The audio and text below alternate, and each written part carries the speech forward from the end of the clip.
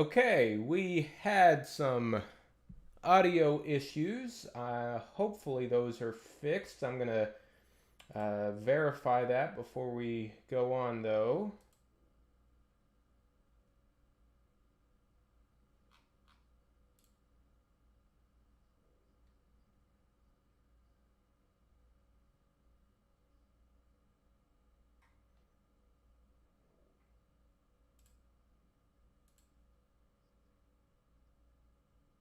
Okay, come on. Test, test, test.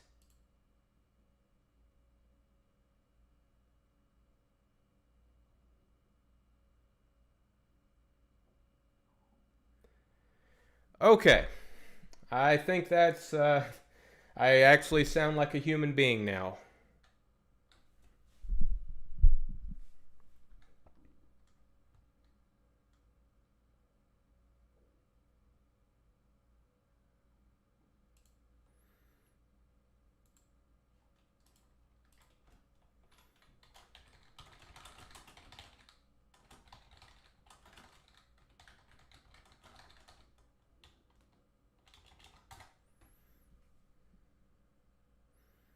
Okay, so let's redo some.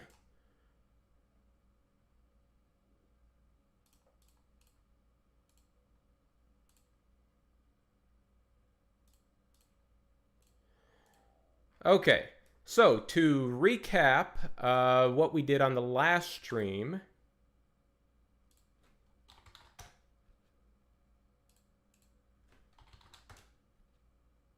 Just need to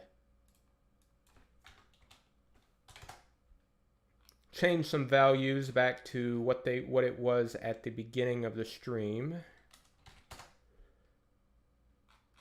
Okay. So this is where we were at. This is where we were at the end of the stream on Monday. So we have the. It looks vaguely like a woodwind, but we still have some issues that need to be sorted out.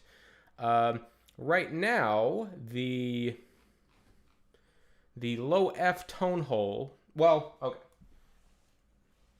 So what we need is for the low F tone hole to be on the boot joint and the C sharp tone hole to be on the wing joint. But currently the low F tone hole right here is higher than the C sharp tone hole. So that's going to make dividing the instrument untenable. So what we're going to need to do is change this bend position. So we're essentially lowering the bottom of the instrument so that the ascending portion of the instrument starts at a lower point. So that should bring the low F tone hole down onto the boot joint where we want it. But we create another problem in that our A flat tone hole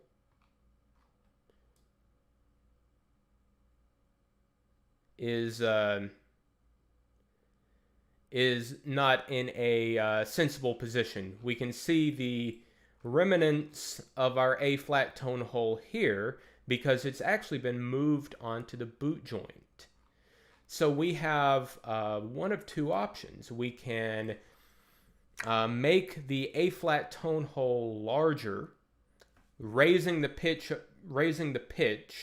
which means we would have to compensate by lowering or moving the A flat tone hole further down the bore of the instrument or up the ascending portion.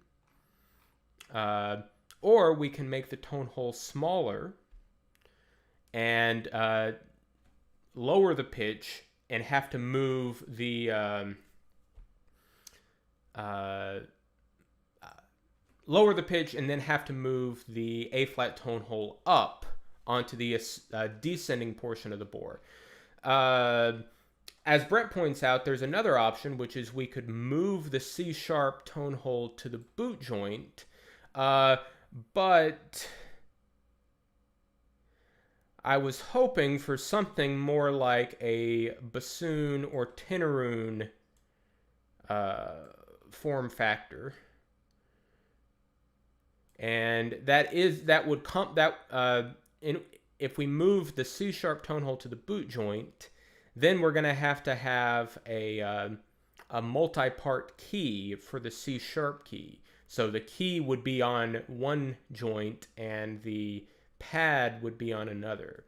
So that is certainly an option if we absolutely have to. But I think there's another option. Well, I mean, I know there's another option because, spoiler, I already did this part of the stream, but the audio quality was apparently terrible. So I had to restart. So I could make the... if I increase the size of the A flat tone hole quite a bit,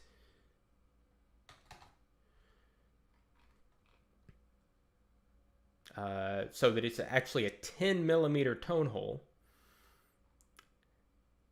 I could then move move it further down the instrument by about 5 millimeters, which isn't going to help us very much. And there's not a much larger we can make this tone hole than a 5 millimeter radius. The other option is exactly the opposite, making this tone hole smaller. So a radius of only 1.9 millimeters. And then we can actually move it up the instrument 40 millimeters. So we get something like that. And then we can slightly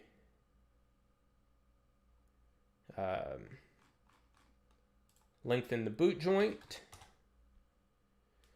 And we get something that looks fairly sensible. So this is the approach that I'm going to use for the first prototype. And then, depending on how that works, we'll see. Having the option for the other approach of making the tone hole larger, it's good to keep that in mind. And then I'm going to do one other thing, which is I'm going to roll this tone hole around to the front of the instrument.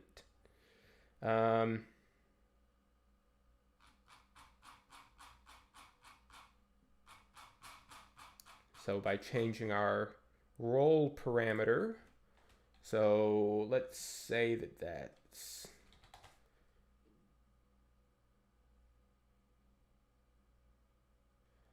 so somewhere around there. And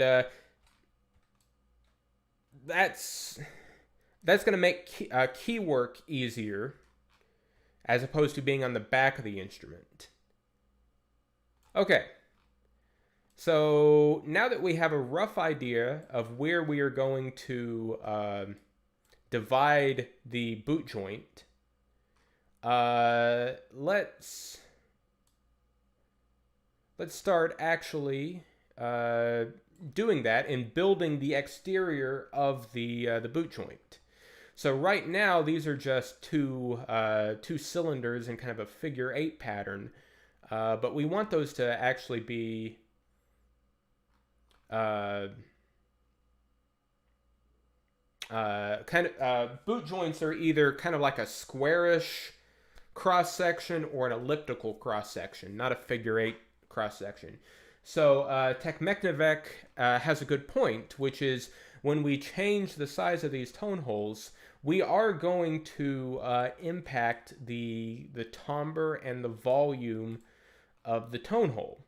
Um, so that will be something we're going to listen for on the first playing test. It could be that this A flat is well in tune, but stuffy, or has a inconsistent timbre with the notes around it, or doesn't have the dynamic range we need it to. But woodwinds are actually full of these sort of cheats. So, like if you think about the left-hand first finger tone hole on the flute, it's well undersized because it needs to function not only as a tone hole but as a harmonic vent for D. On the clarinet, there's also tone holes that are sized in a certain way, not because it's the best for the pitch or volume of the note, but because it needs to avoid a tenon. So yes, that is a concern, and it's something we need to keep in mind. But for now, we're going to, since this is the first prototype, and we almost know as an absolute certainty that it's not going to be perfectly in tune. This is what we're going to start with. If it turns out that that this A flat is sharp, then we'll know that there's probably not a hole. Then that we'll probably need to move the tone hole to the other side of the instrument. Likewise, if it's flat, we know we can enlarge the tone hole and move it up to solve any timbre or volume issues. So I've added two parameters here, which is boot position and bottom position. I'm not going to set those to anything in particular right now, but I'm just going to have those parameters. And one other thing I'm going to do before we get started on the exterior of the boot joint is I'm going to lengthen the bocal, which is going to shorten the wing joint. So now we have, if we were to divide this, we're going to have a fairly short boot joint, but remember the boot joint's actually going to extend further down, somewhere around there. Then we're going to have a wing joint and a long joint there. And finally a bell there. So for now I'm going to aim for like a gentleman's cut. On a bassoon, it's called a gentleman's cut when when the long joint ends at the same point as the wing joint. Okay. So now I'm going to go ahead and go backwards a little bit so that we still have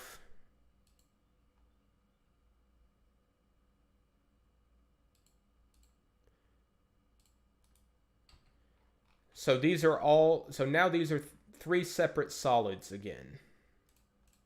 Our riser, our descending exterior, and our ascending exterior, because we want to be able to modify the exterior of the instrument without affecting the interior. So this solid here, this is our interior of the instrument with all of these odd protrusions to represent the tone holes. And we're not going to mess with that at all. Okay, so I'm going to add a new plane, and I'm going to set the position as boot position. and then make another plane, and then set it as bottom position. So these are going to represent our division, our tonehole, or our joint divisions. And now we can just change that parameter till it makes sense. We want it to be above or below the C sharp tone hole and the low E tone hole, but above the low F tone hole. And because of the long joint's going to have a tenon, we want this to be as high as it can go without hitting the low E tone hole. So for now, I'm going to put it there, and then we can change that later if we need to. The bottom position is going to be the bottom of the U-bend, and I'm going to create just a new sketch to show you all how I'm going to define this.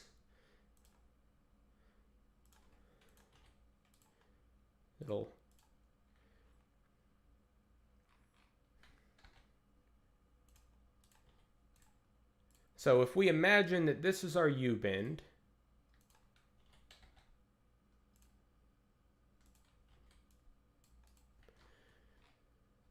right here. Now we could just set this bottom position some distance below that. But that's not going to be a very flexible approach. What we really want is, if we imagine the bore at this position, at the bottom of the U-bend,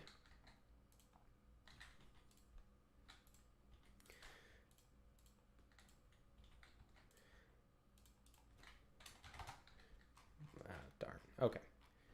We would want something like this. We want to figure out a position for the bottom of the instrument that gives us the wall thickness we're looking for, so 6.5 millimeters. So essentially what it's going to be is the bottom, so our bend position, which was 700, well, we know our bend position. Then and we're going to add to that our bend radius. So that'll be that distance. And then the bore radius at that point. And then finally our wall thickness. And hopefully that made at least a little sense. So if I go over here to bottom position, I'm going to say that's bend position. And then now it's at the very bottom of the, or it's at the beginning of the bend. Now if we add to that the bend radius, now it's at the center of that. Okay, now the somewhat complicated part. We need to get the bore radius at the middle point of the bend.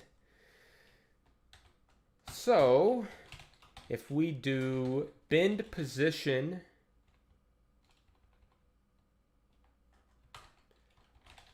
plus bend length divided by 2, I need to make this bigger so I can actually see this. Okay, plus,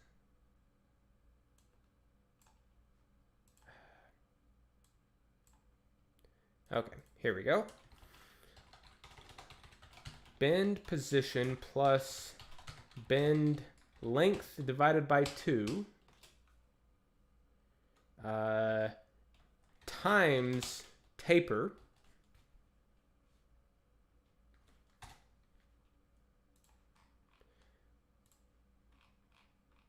So now we've moved our bottom position to the very bottom of the U-bend. So we've essentially the bend length divided by 2, so that's the middle of the bend. Add that length to the bend position, so now we have the position of the middle of the bend, and then multiply that by the taper to get the radius at that point. Now all we have to do is add the wall thickness. Okay. And we get 777.172160. Not a terribly friendly measurement. So what I'm actually going to do is put a ceiling function on that. So it's automatically going to raise it up to 778. This is because I want the wall thickness to be at least 6.5 millimeters, but I'd rather it be a nice even amount. So in order to do that, I'm going to have to do some nonsense because Inventor will not let you calculate the ceiling function of 777.1 millimeters because it can only accept a unitless value to do a ceiling function. So I'm going to take what we just calculated, divide it by 1 millimeter, then do a ceiling function of that, and then times that by 1 millimeter. And now we have 778. But importantly, because we've done it in this complicated way, if I were to change the other parameters of the instrument, it's going to update accordingly and always give me a 6.5 millimeter wall thickness. Okay, so now we have the extent of our U-bend from here to here. And I'm going to hide all of that. And I'm going to start actually sketching the exterior of the U-bend. Now, I've already done all the complicated tonehole stuff. So at this point, I'm a little more comfortable defining some of these so instead of doing this numerically, I'm just going to project the cut edges, which is going to give me these two circles here. And real quick, I'm going to make those a construction line. And we're going to model our wing joint here. So what I think I'm going to do is I'm going to have two circles of the same size. So I'm going to put an equals constraint on the two circles, and I'm going to draw a line between the centers. I'm going to put a horizontal constraint on this line. So these two circles are always going to be on this line. Make this a construction line as well. Put a coincident constraint on that line to the centers of the existing bores, and we have this.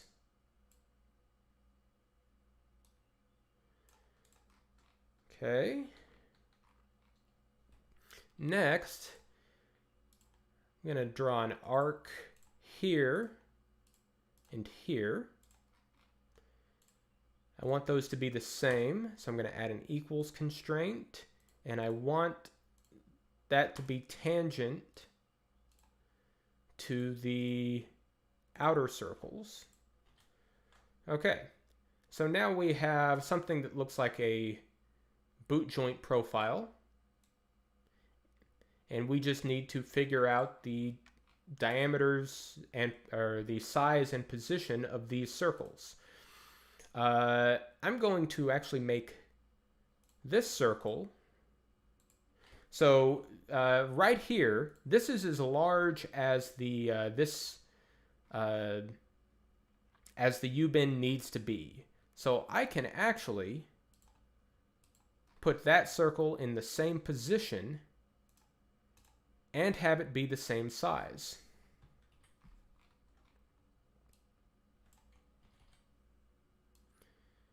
So now we just need to figure out this other circle.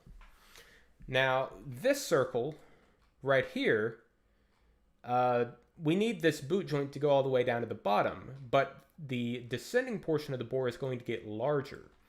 So instead of basing this, our exterior of the boot joint on the small part of this bore, I want to base it on the large part. So I'm going to go down here and project this edge up here. There we go.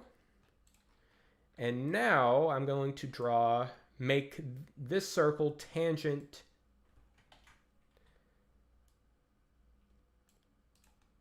to the bottom of the boot joint. Why did that not work?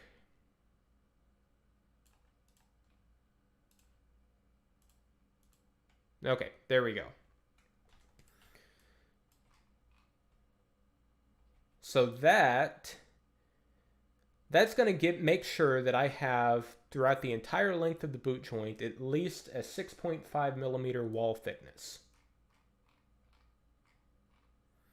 It's going to be larger than 6.5 millimeters at the top, but that's okay. So now the only part of the this sketch that is unconstrained is this dimension here. And I'm going to set that to, so we're just going to kind of base this off of looks. The larger the radius, the flatter the boot joint's going to be.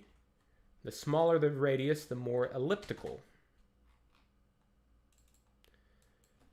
So I'm going to go with 75, so fairly flat.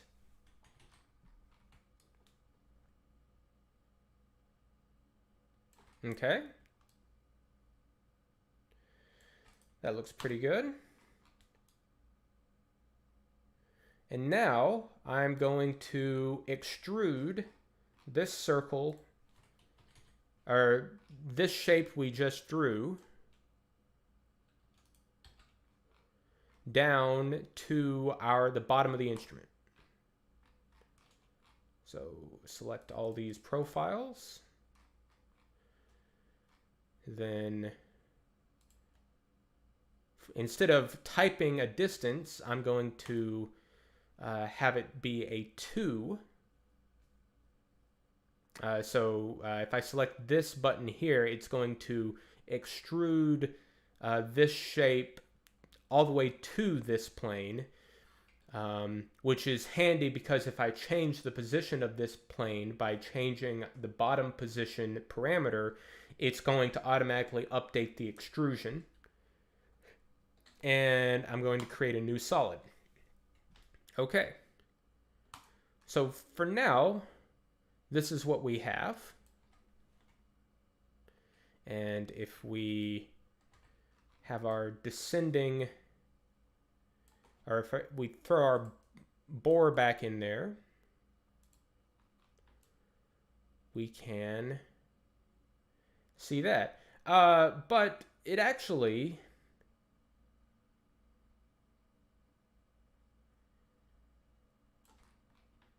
and there's nothing wrong with this. I'm trying to think. Because typically on a bassoon, The boot joint has a kind of a gentle taper.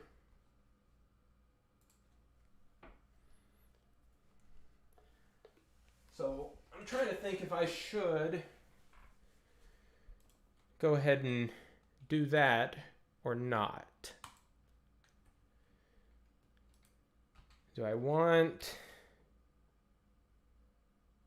You know, I think I'm going to leave it like that.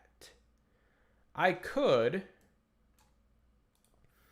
So, well, we'll see what it looks like. So, here... if it tapered along with the rest of the instrument, it would look... Well, we could do that by doing an edit feature. And for our taper... now, it wants a taper in degrees. So what we can do is do the arctangent of taper. And we would get something like that. Which I do kind of like the look of that. But...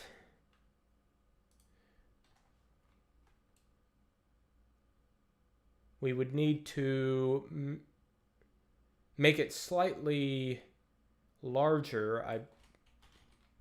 If I'm not confused, let's real quick. Just going to create a new sketch here, project cut edges.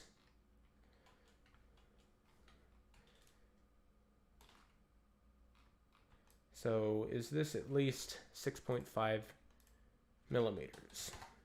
No, it's not. This doesn't look like 6.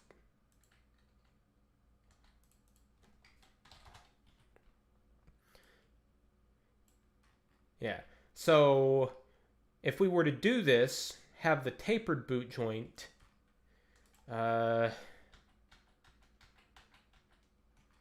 we would need to do a correction. Okay, so let's finish that. Delete all of that. We don't need that.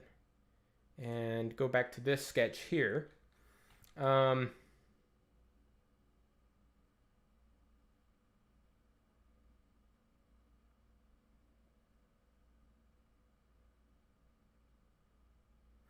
Yeah, so we would need to make this. I'm going to delete that tangent constraint so that I can move this freely.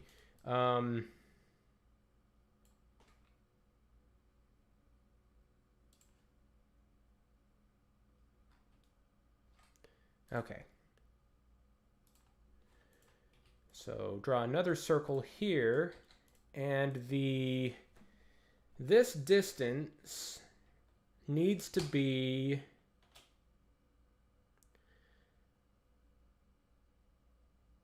so it needs to take into account the amount of taper that would happen over the length of the boot joint. So if we say that our boot position, our bend position minus boot position times taper, is that...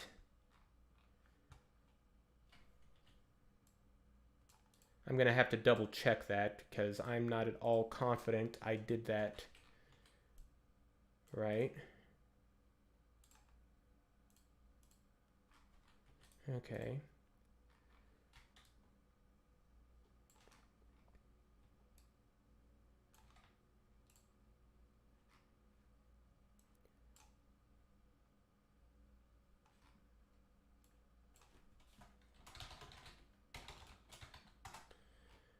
Okay.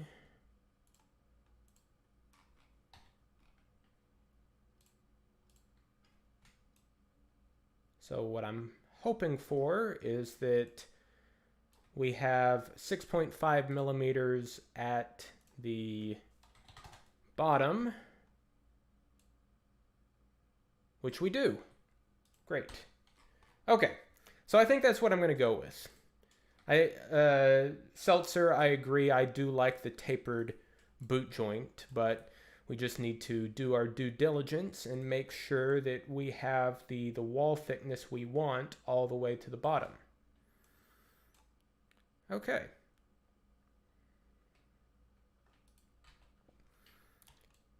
So now that we have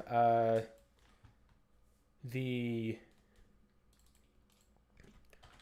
boot exterior,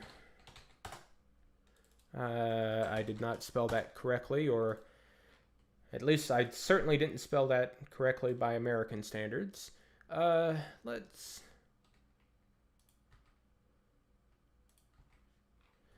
And I also want to double check and make sure that at all points our exterior is larger than the kind of the simple cones we made, and it is. Good. Okay. And just to see what that looks like, let's there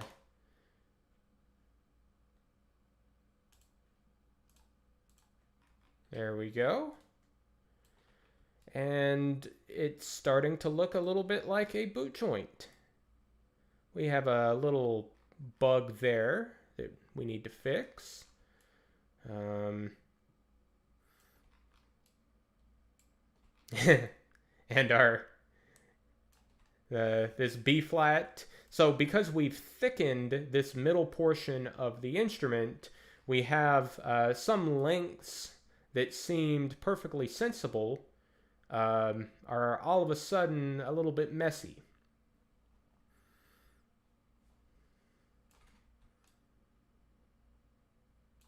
Okay. But before we tweak all of those, let's turn to our wing joint.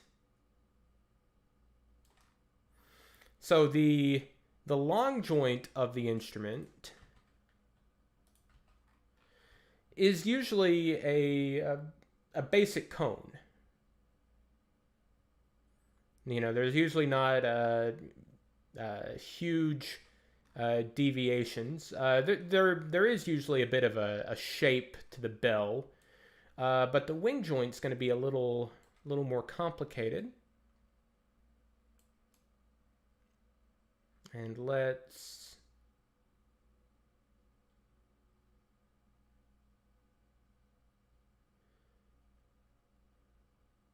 okay. So the PDQ Bach channel just asked what reeds would it take. This is the intention is for it to take special Altoon reeds. So I'm not building an instrument that will be able to use bassoon reeds. For the same reason, if you're building as if you were building an English horn for professional orchestral use, you're not going to design it to use oboe reeds. You're going to design it to use English horn or special larger reeds. So I'm going to build the instrument and then try to make a reed around it and see and see how that works. Okay. So our wing joint.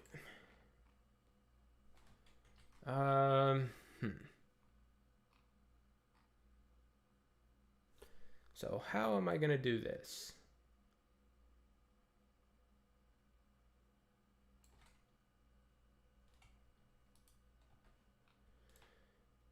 So the left-hand tone holes need to be longer than the than the what we have here.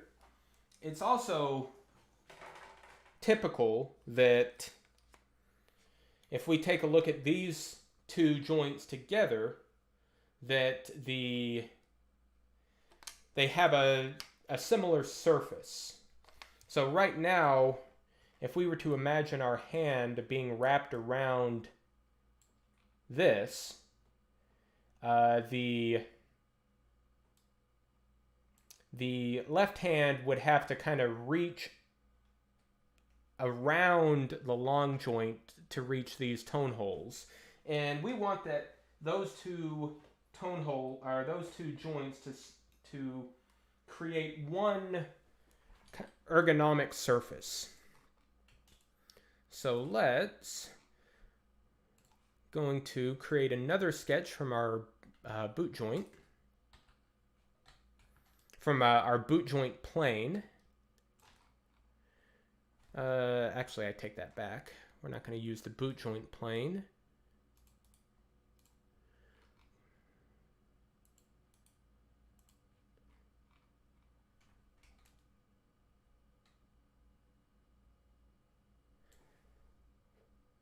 Uh, hmm.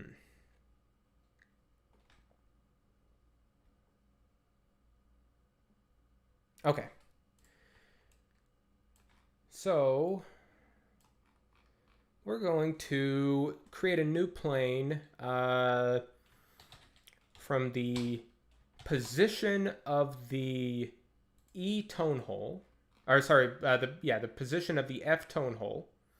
So where that tone hole enters the bore, and we're going to subtract, let's say 30 from that. So 30 millimeters above where the first tone hole enters the bore. And then take that back. Let's do tone hole 03 position plus 30. So 30 millimeters below where the third tone hole enters the bore. And I think I can change that down to 20.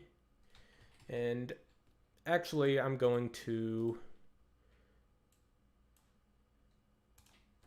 make a new parameter for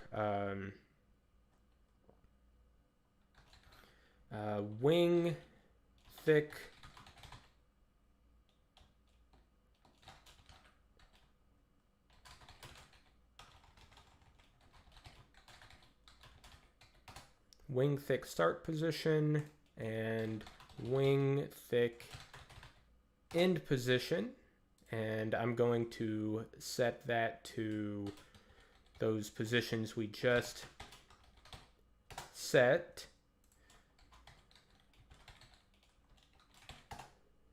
Okay, there we go. And I'm going to redefine, sorry, I don't need to redefine, just edit dimension. So change that to wing thick start position and wing thick end position. Okay.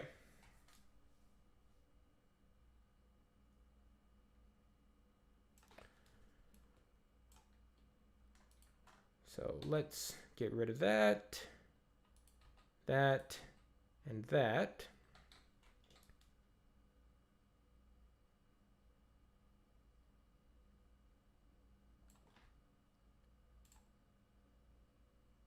Okay.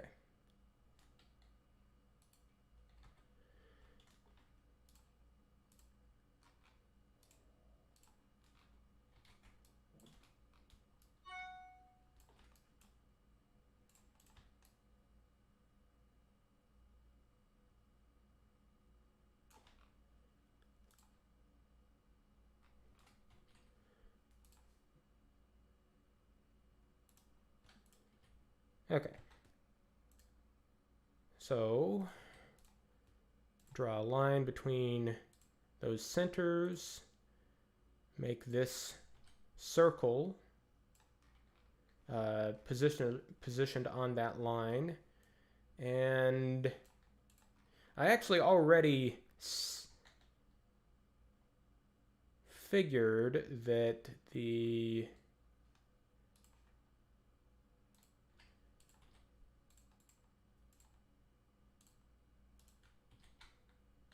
what does it look like if I set that to 16? Okay. What does it look like if I set that?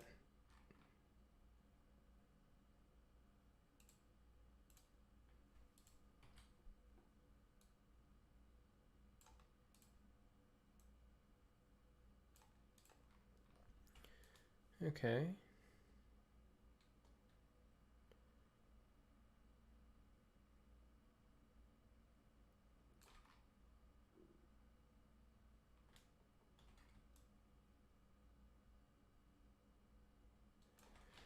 Okay.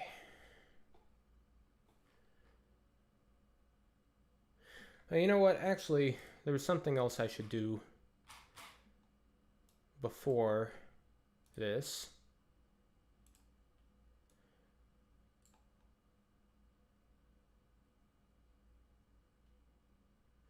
So, because of this boot exterior,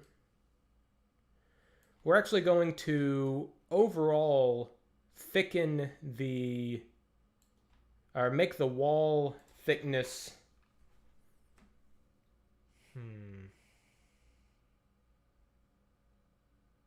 Okay.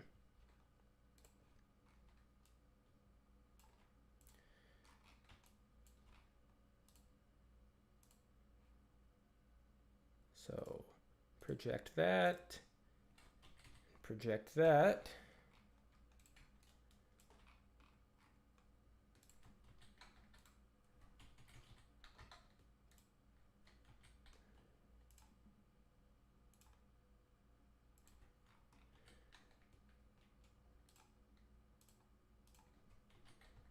Okay.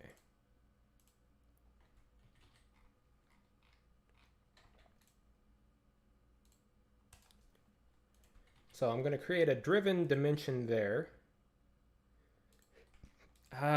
No, I take that back. Okay. So there we go. Then here, project cut edges.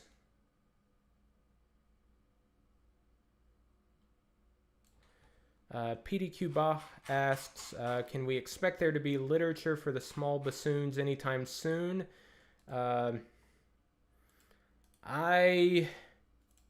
Well, my philosophy is it's not reasonable to expect literature for an instrument that doesn't really exist. And right now, the small bassoons don't really exist as fully professional instruments. So the first step is getting these instruments to exist. And then, whether or not rep happens is up to composers. Okay. So I created a driven dimension there so that I can reference that extra thickness in other sketches. So let's start here.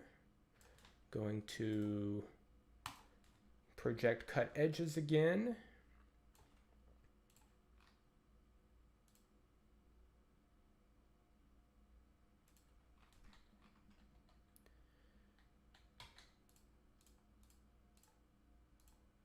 Okay. And then what? Okay. Sorry, this is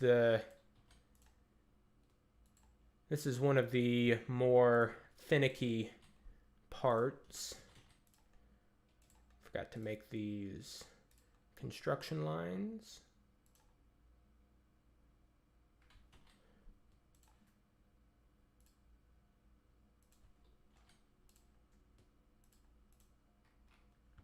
Okay.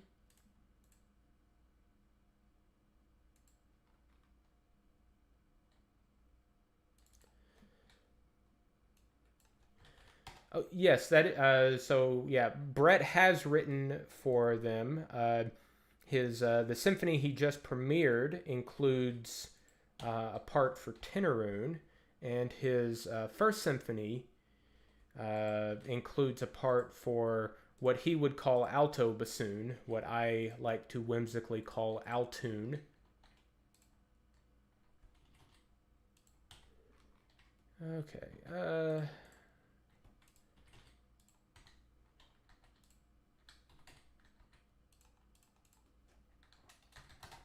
Let's try that.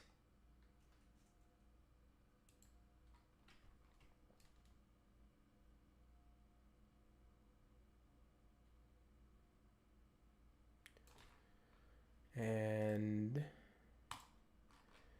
here.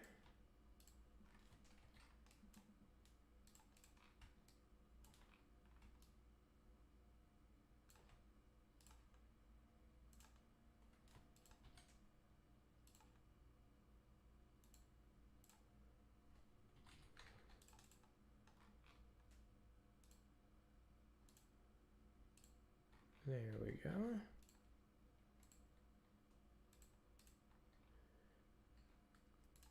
Then yes, I sorry. I guess I considered it. I wrongly considered it obvious that your first symphony didn't just include altos; it also included tenors as well. But sadly, no sopranos.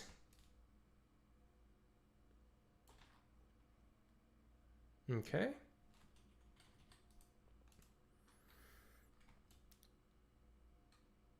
So let's see. Actually, no. I do not. I don't want that. I want that.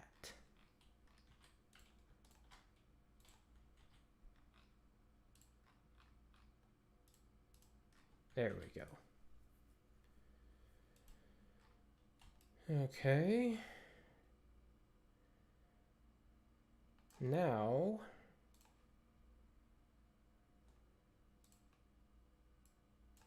let's say negative. Actually, 18 does seem okay. And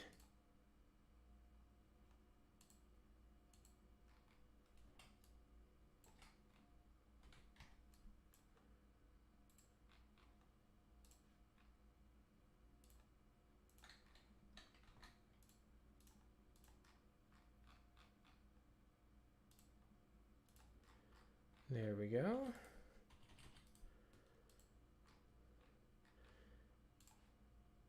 So what I'm doing is I'm creating several profiles along the course of this, the wing joint, and I'm going to loft through all of these.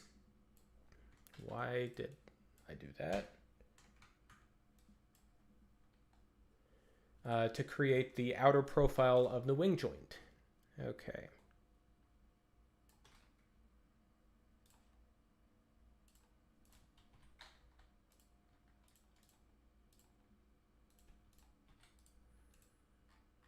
Okay.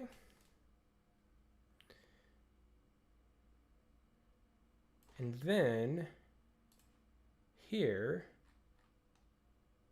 let's see, what would that be?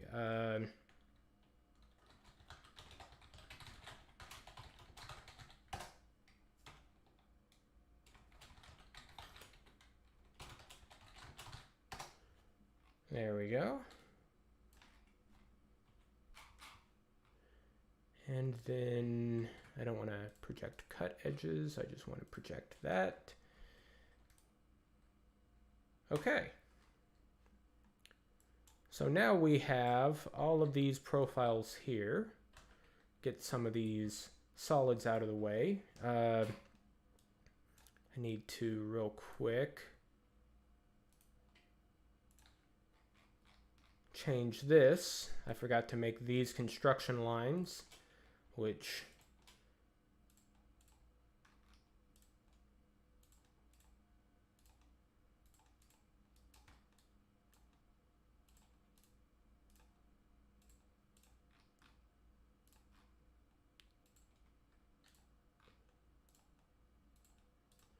okay. There we go. So now let's see what happens when we loft through all of those cross sections. So start here, then here, then here, then here, then here, then here. Okay, that is ugly, ugly, ugly, ugly. Yeah, I should have known that would. Okay.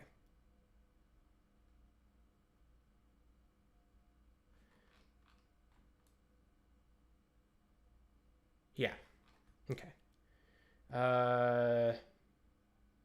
So what I really want.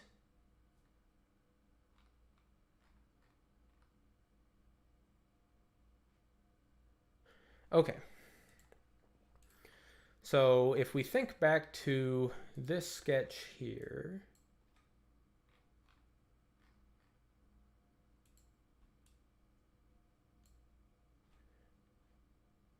Okay.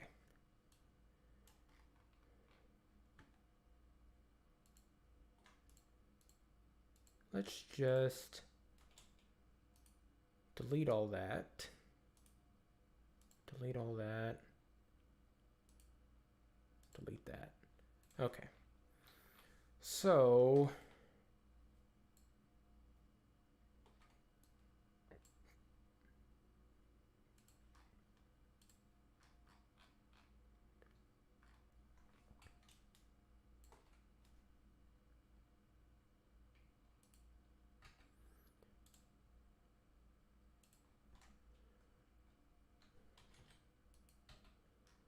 okay.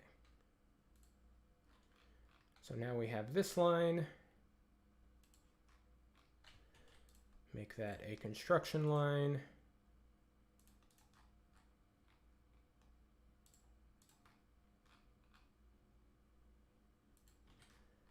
There we go.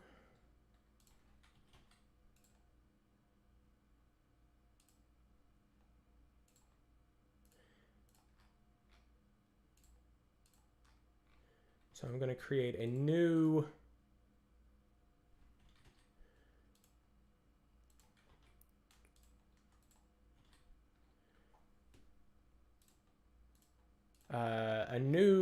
exterior profile for the wing joint with the thicker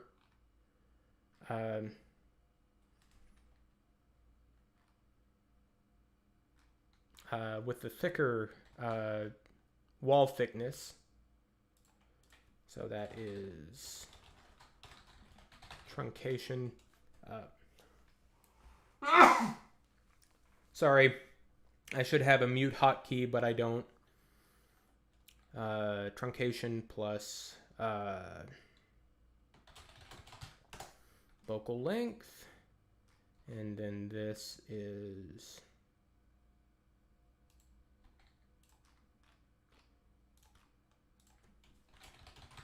boot position.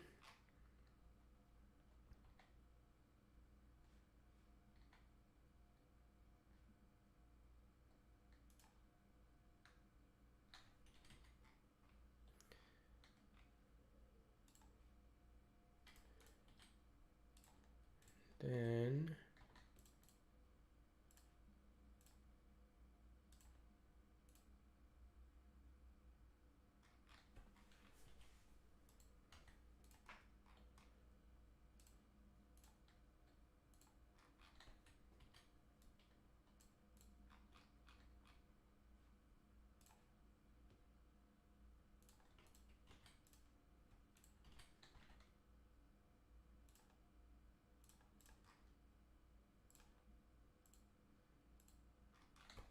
Okay.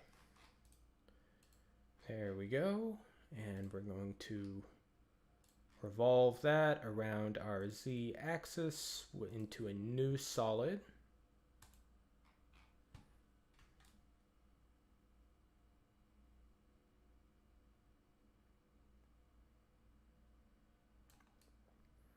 Okay. Now I'm going to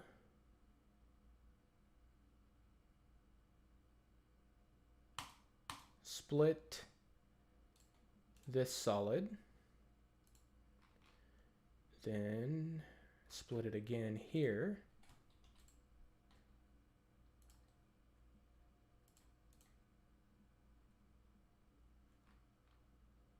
Why? Oh.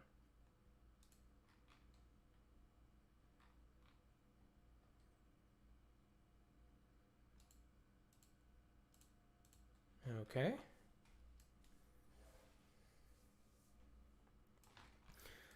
So now I'm going to loft from that surface to there to there. It's still going to be weird. Actually, it might not be that weird once we remove the make a cutout for the long joint. Now I'm going to add some conditions here and add a tangent condition there and there. Yeah. Okay. I think I know what I need to do. I'm going to create a loft just through these two into a new solid, and then do a loft from here to here with there, and then a loft from here to here, also with tangent conditions. Okay. Now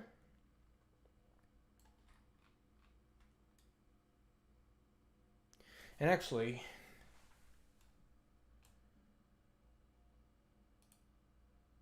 I'm going to edit this feature real quick.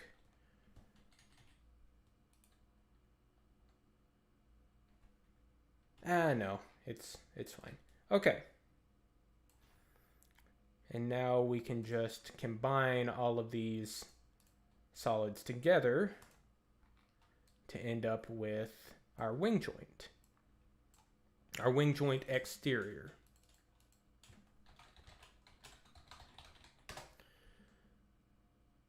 Okay. So that is what our wing joint and our long joint would look like together.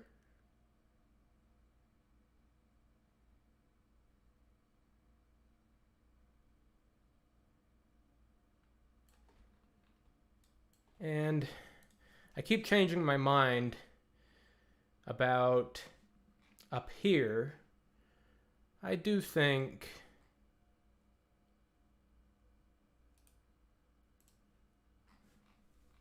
it would be better if we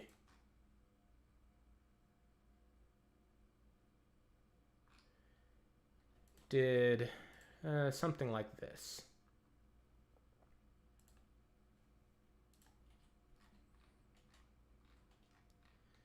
So let's say that this is 50 and this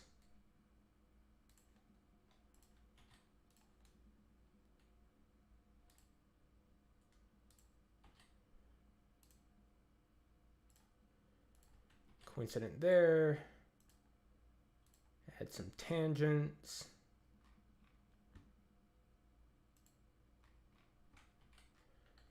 Okay. Yeah, so it will taper off to 6.5 millimeters towards the very top.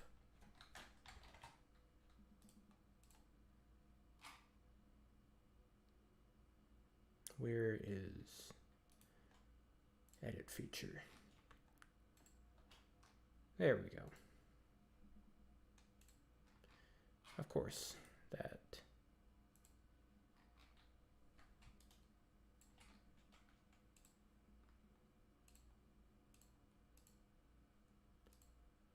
There we go. Okay.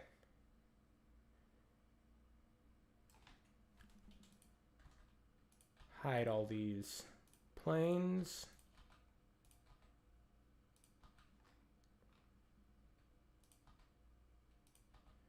And those sketches.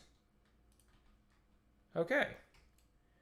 So, we're getting a little closer.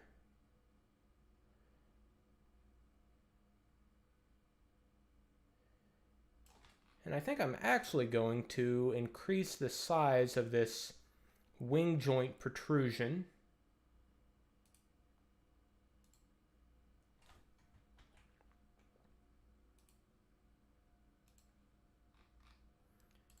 Let's try 35. Okay. There we go.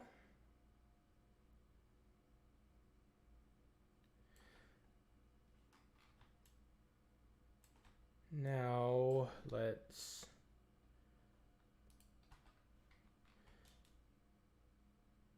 okay. So the next thing we need to do is obviously our wing right now our wing joint intersects with our long joint. So let's take care of that. I'm going to hide our wing exterior. What I'm going to do here is I'm going to I could just well here I'll show you what I'm talking about. I could just select the wing joint and then remove from that the long joint with a cut command, and then over here there's an option to keep tool bodies because I don't want to delete the long joint, I just want to use it to cut material from the wing joint. So we'd end up with that. The only problem with that is it's there's no, I mean, like that is literally those two pieces are touching. And you really do, you would need some sort of clearance. Otherwise, those are never going to come together. So instead, I'm going to go ahead and delete that. Hide the wing exterior and the descend body. And I'm going to thicken the long joint by 0.5 millimeters. And instead of making it a solid, I'm going to make a surface. So now we have this orange surface here. And we're going to use that to cut away the wing joint.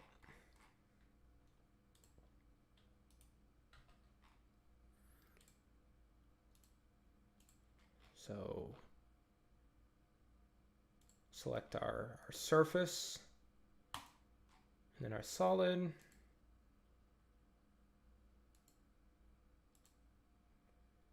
Now we have a wing joint with 0.5 millimeter of clearance, which I think is going to work. That looks pretty good to me, at least for the first prototype. Good. Let's see. And just for sanity real quick, let's check, see what happens if we take our base body and subtract our bore and tone holes. I didn't subtract, I added. There we go.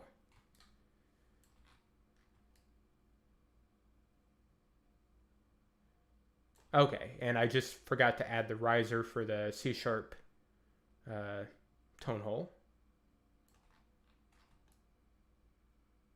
Okay, good. Delete that. So next thing I'm going to do is add the customary little shape to the bell.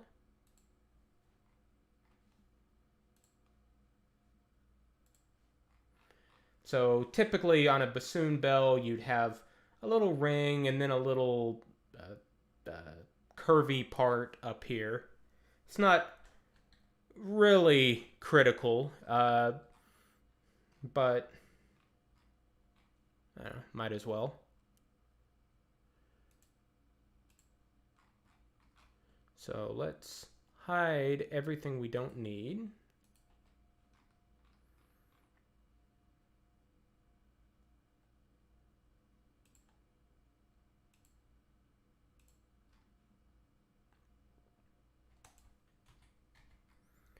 Okay. There we go.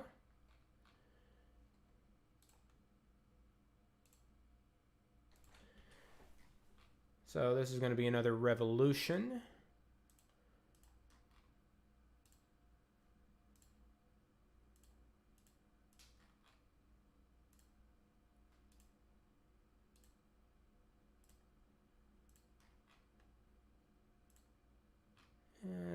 Something like that. And then we'll clean it up here in a second.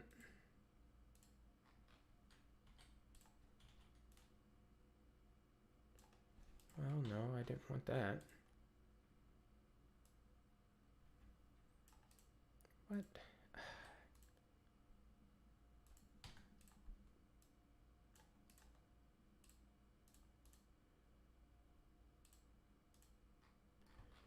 Okay. And we'll set that equal to the wall thickness. Set a tangent constraint there.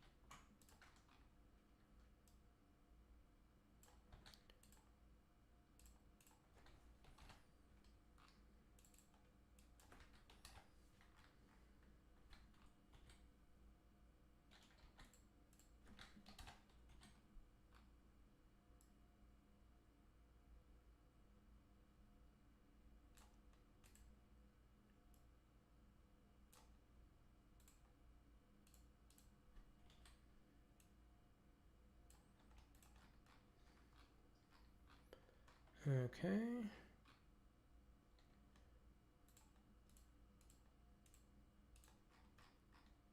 Add another tangent.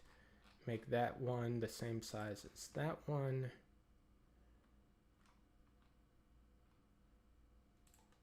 Put a coincident constraint there. Okay. Now, let's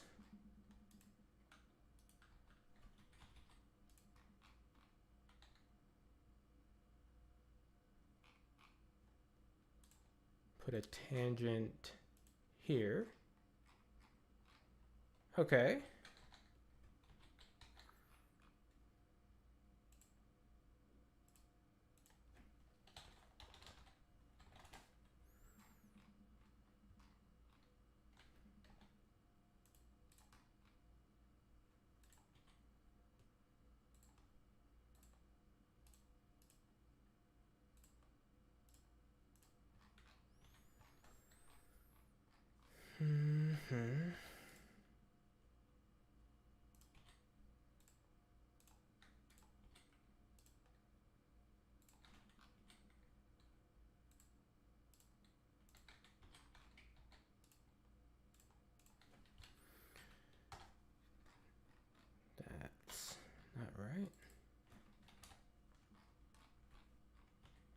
So why?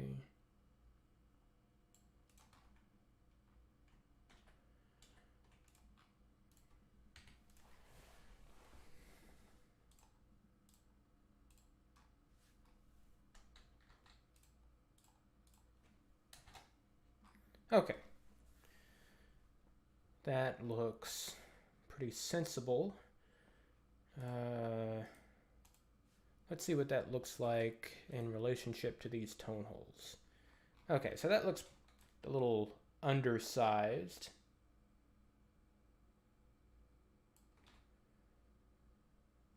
So actually, what I'm going to do,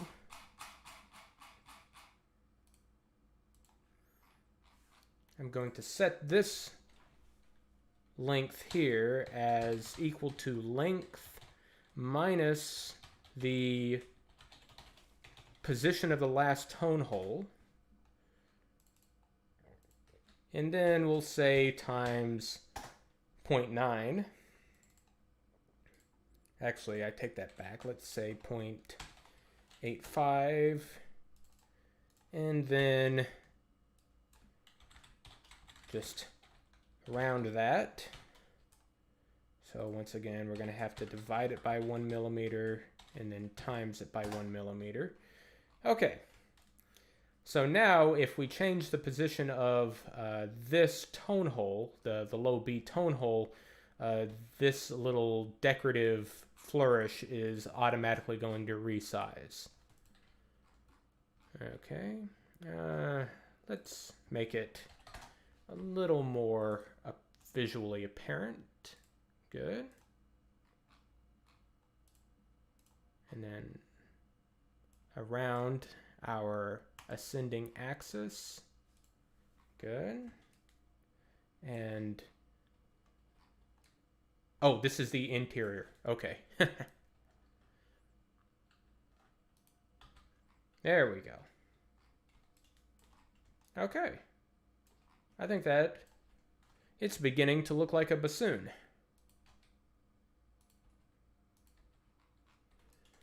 I mean, you know, minus all these protrusions.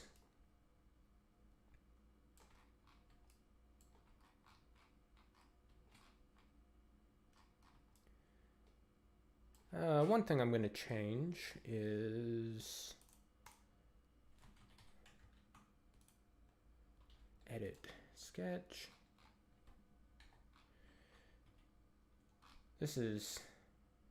I want this transition to be more gradual, so I'm going to make this radius larger.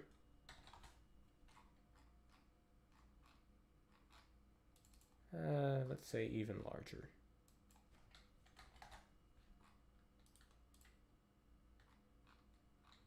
There we go. Okay. I'm liking the look of that.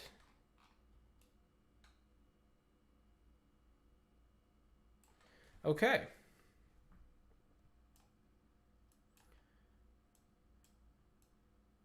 So now let's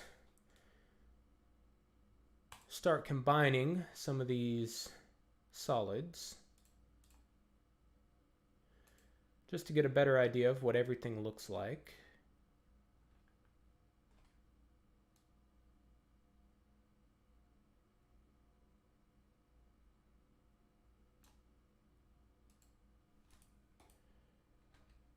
Okay, and then we're going to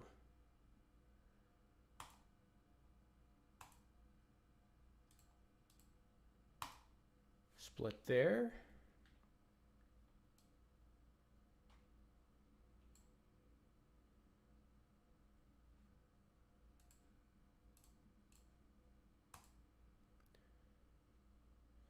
There.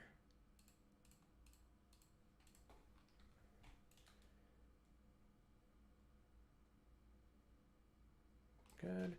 And finally, going to remove our bore from all of these parts. So let's start with that one. And make sure to hit keep tool body because we want to do that for multiple joints. So there's something resembling our long joint. Then our wing, our boot joint. Oh, that's just because that's still solid. We don't need that anymore. And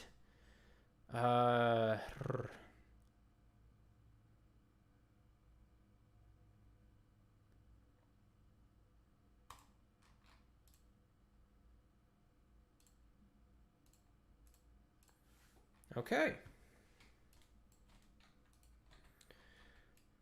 So now we very roughly, or well, I don't have to hedge anymore. That looks pretty reasonable.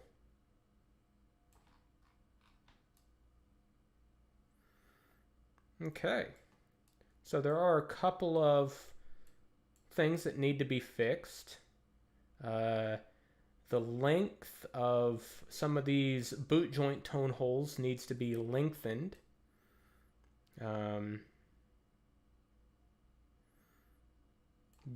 So for example, on this low F tone hole, by lengthening the tone hole, we're going to, it's going to cause it to be flat, which means we're going to need to move it down, or up closer to the top of the instrument, down the boot joint.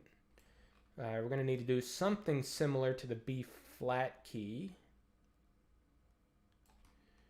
There's still this weirdness going on here that I need to fix. And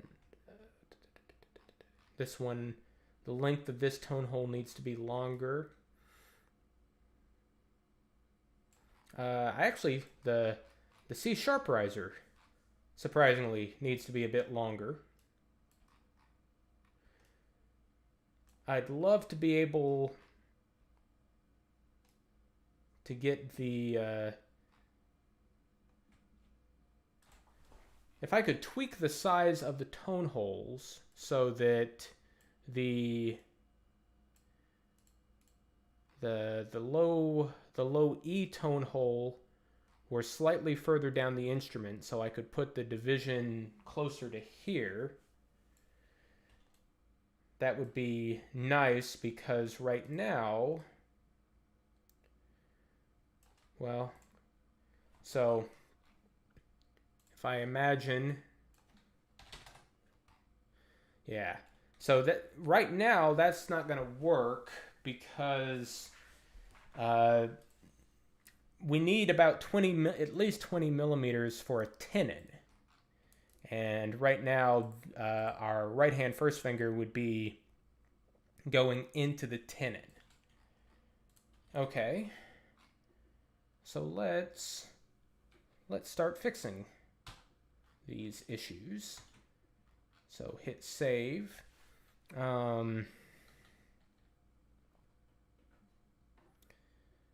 Okay.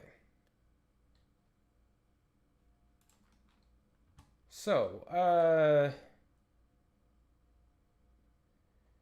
let's see. Our boot position needs to be about 5 millimeters. Let's start with 10 and see where that goes. Our boot position.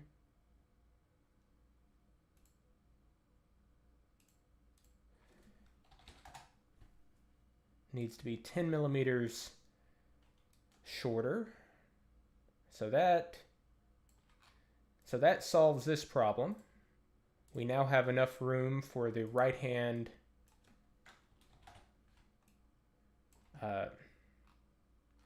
well, I say we solved that problem, but even that's not ideal. But we'll stick with that for a second. Okay. Now let's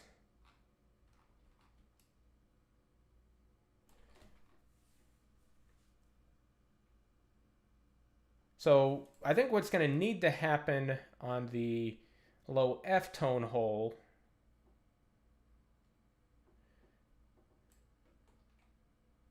Well, actually, on an Altoon,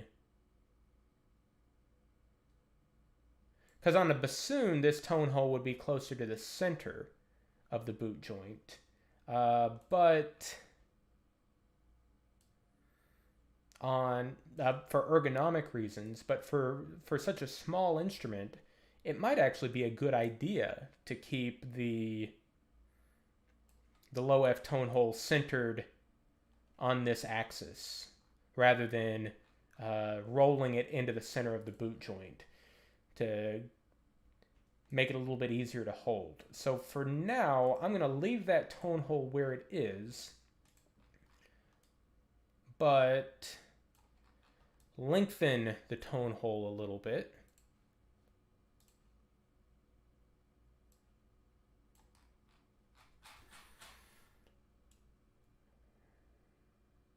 So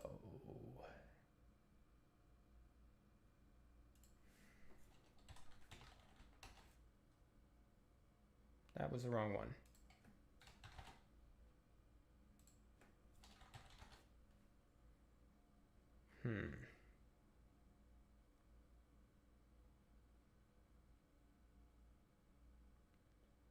Okay.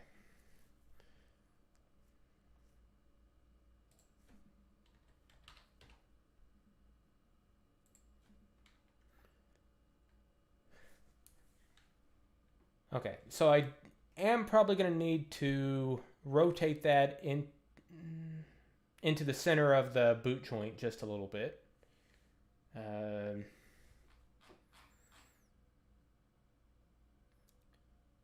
But I am going to have to redefine how that facing works. So for now, I'm going to leave that. Okay. There are more pressing matters. Let's take a look at our C sharp tone hole. Give that a little more of a riser. Good. Okay, so now let's go over here and see how that changes the intonation. So we've flattened it a little bit. So let's go about fixing that.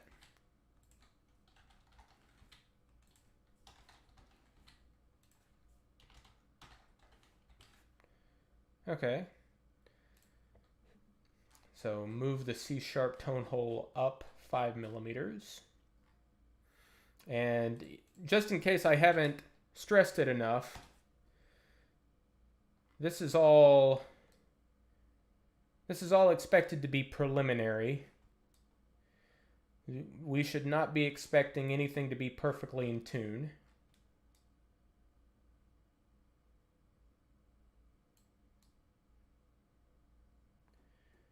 Okay.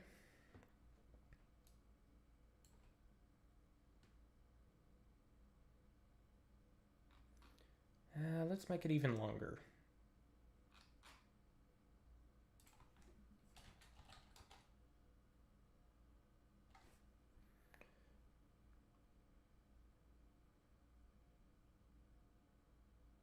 Well,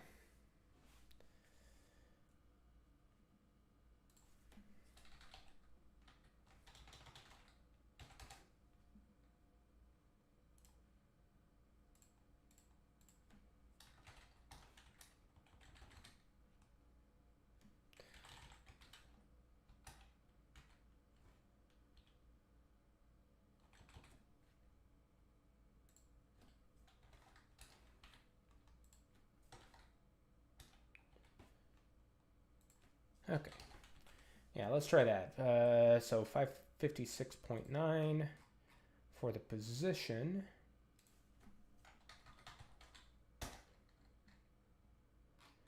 Then 13.2 for the length, and then 2 for the radius.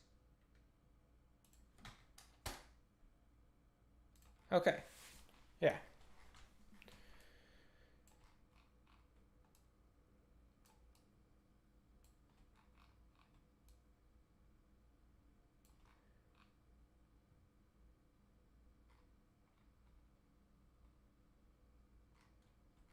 Okay.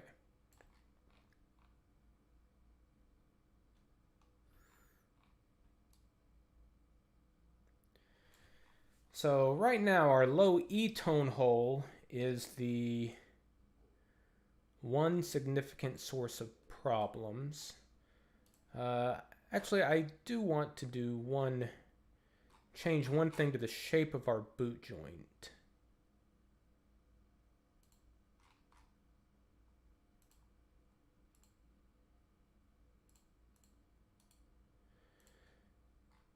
I'm going to make this a little flatter so that we hopefully have fewer issues with these overly deep tone holes here.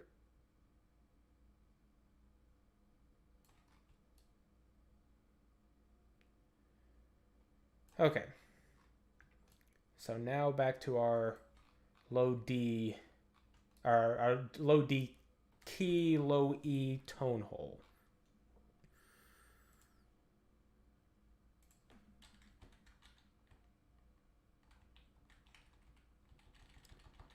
Okay.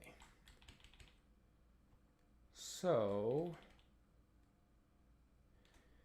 I need to raise the pitch so that I can compensate by moving the tone hole further down the instrument. So the position that I'd like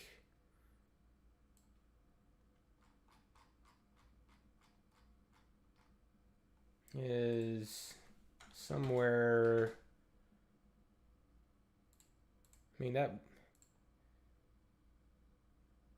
wouldn't be terrible, but ideally, so something like that. I mean, ideally I'd like it even further so that I can change, so something like that, and then I could make the boot joint even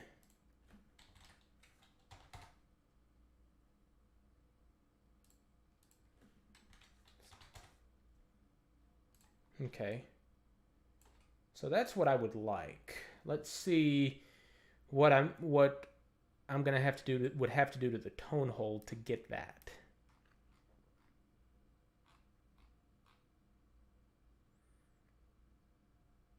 So that is moving it 13 or 12 millimeters down the instrument. Hello, Vry. Let's see. Plus 12 millimeters. So according to this, we flattened it by 20 cents or so. So let's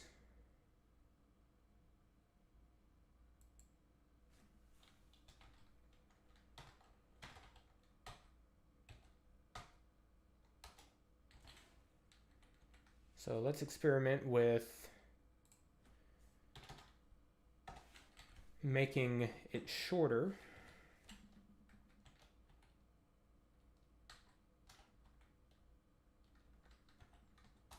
So let's try 3.8 here, then maybe 5.2.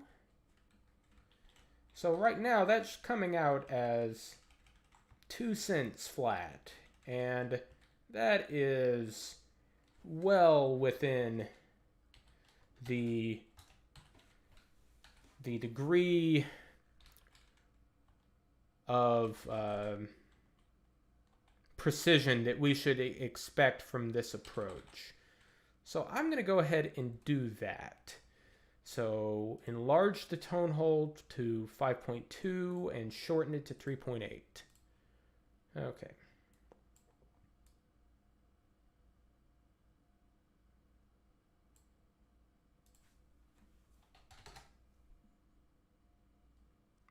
Nope, don't do that.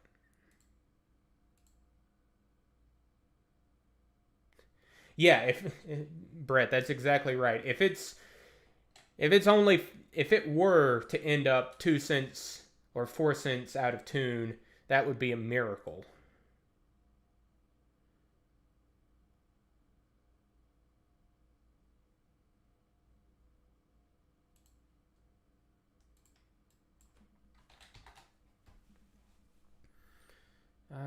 Let's see. What did I do here?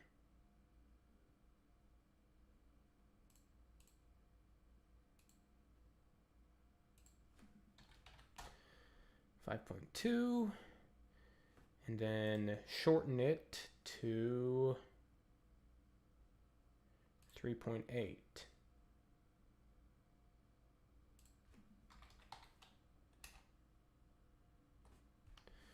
Okay, so we are still going on, this part's still on the wing joint, or still on the boot joint, but remember this is just for uh, 3D printing. The pad, that's not gonna uh, that's not gonna cause any problems with the pad itself. Okay, and that's still plenty of thickness to that tone hole. Okay, yeah, so let's go with that.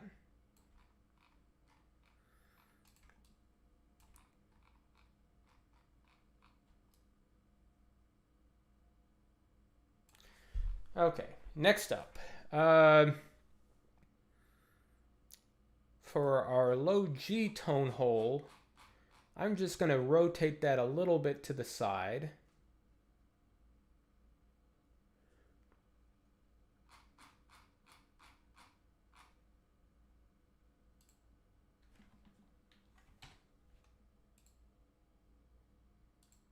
Other direction.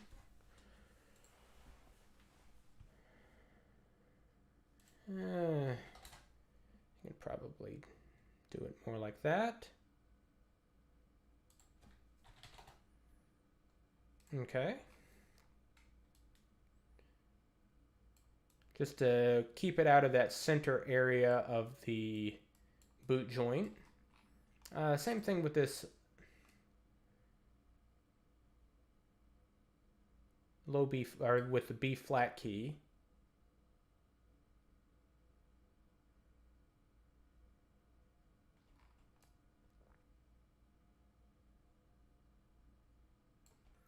Or sorry, the B flat tone hole.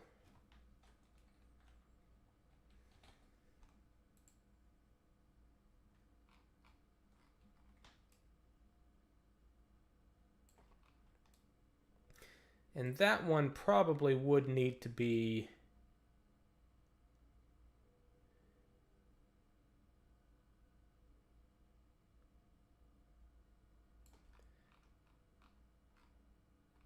for getting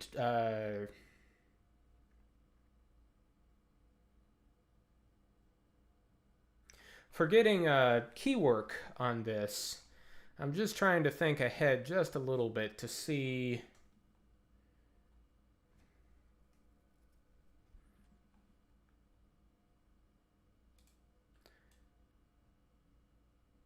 I'm gonna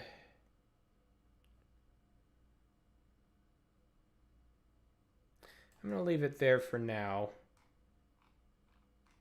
because after the intonation test, we might end up needing to move the B flat tone hole.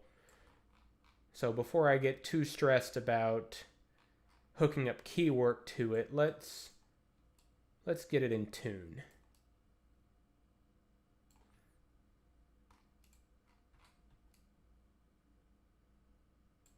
Okay. So one thing that I haven't really looked at,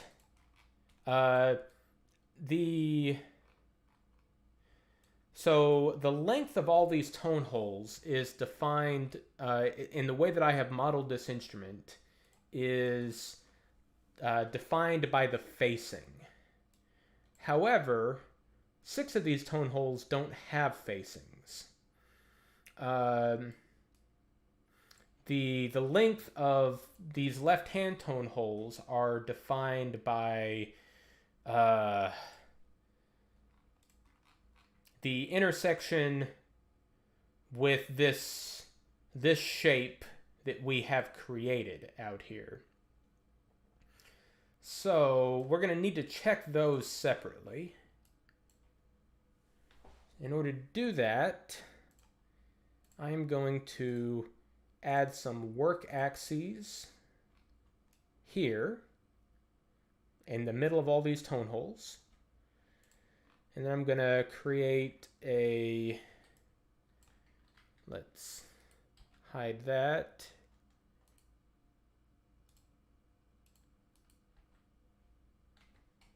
Okay.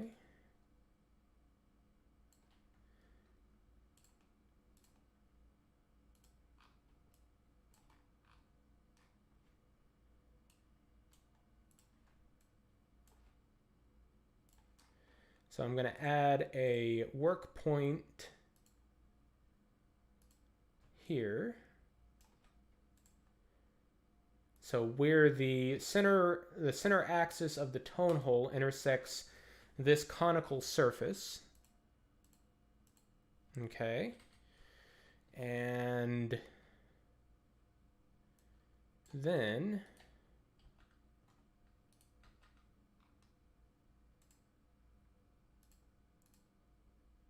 do the same thing for the exterior. There, there, and there.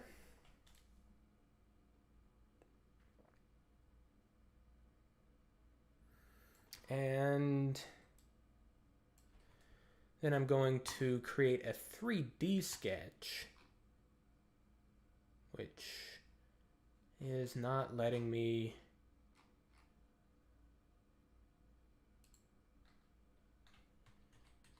Well, darn.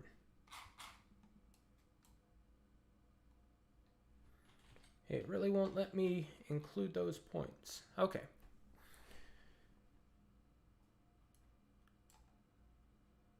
So the distance between this point and this point is 13.5, and we in this we figured on 12.3. So let's update that, and then that distance to that distance, 14.3, and then that distance from there, 14.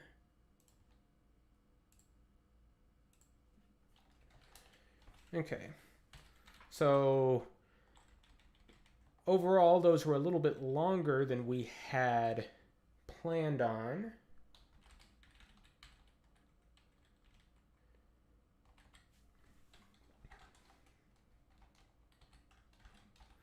So I'm going to increase the sizes of those tone holes just a bit.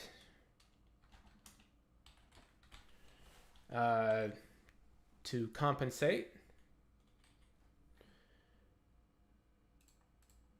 Let's see here.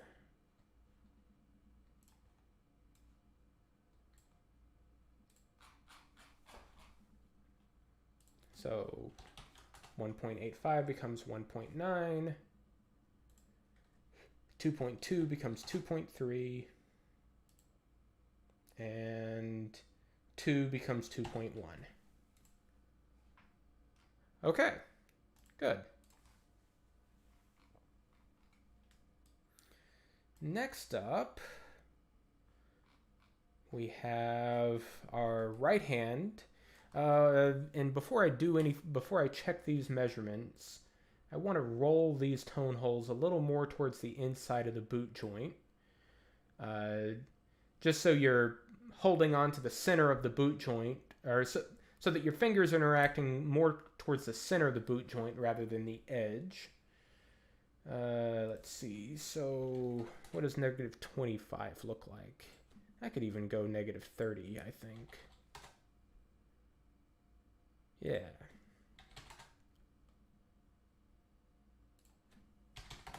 Okay.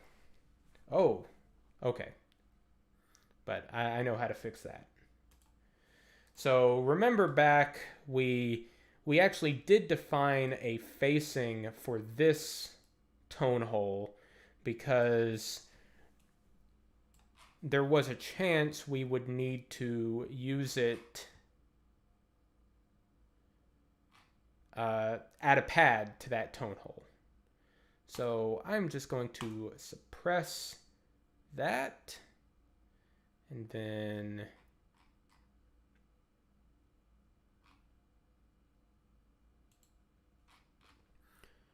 so there.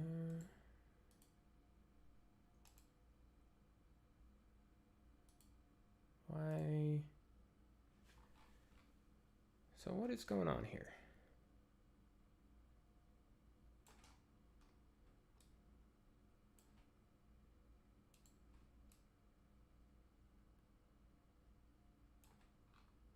Okay, so it's the, yeah.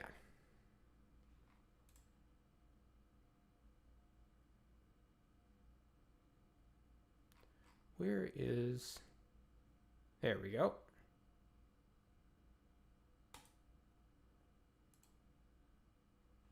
There we go. Much more sensible. Okay.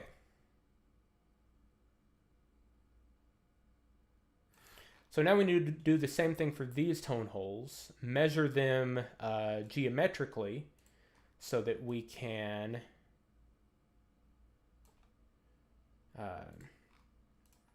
verify that against what we assumed, or what this spreadsheet assumes.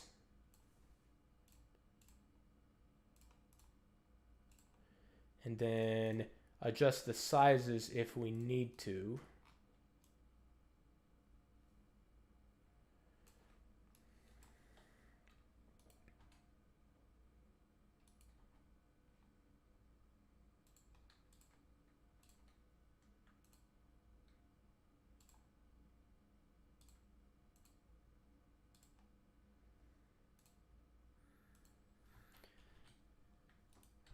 Okay.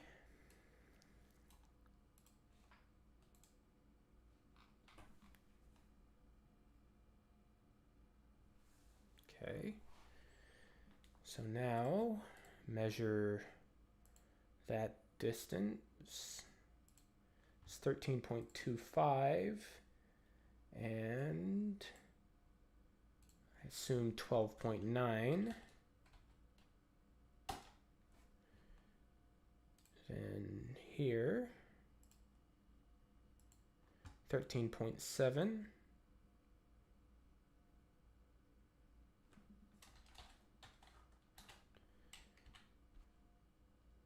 And then finally 16.1. Okay. So let's bump up the sizes of these just a little bit. There we go. 2.6.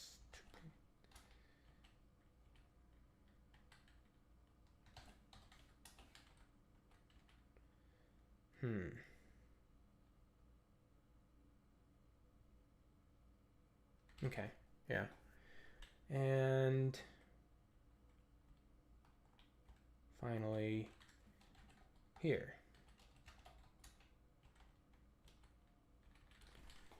Okay.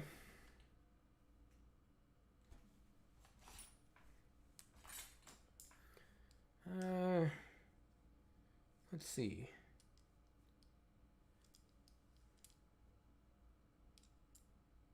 Yeah, that's fine. I think that should be fine. Trying to make sure real quick that I wasn't gonna make these tone holes too large. You know, a tone hole that's directly covered by the finger can only be so large. Okay, so we have 2.25 and 2.75 and then 2.55. I'm setting these radii in 20th of a millimeter increments because so that the diameter, I can finish the diameter with a metric drill index of with 0.1 millimeter increments. So I have, for example, a 3.1 millimeter drill bit and a 3.2 millimeter drill bit, but not a 3.15 millimeter drill bit. Okay.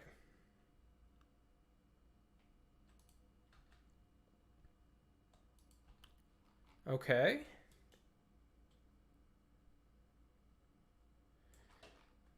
Is there anything I want to do? So the next step would be making the tenons of the instrument, because right now, I mean, the wing joint and long joint just end.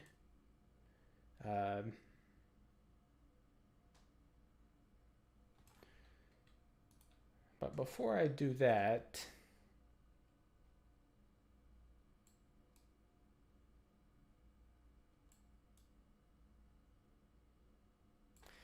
I'm not...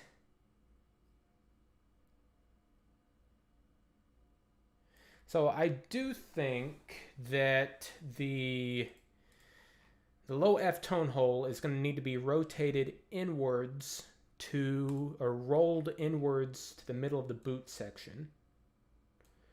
So something like this.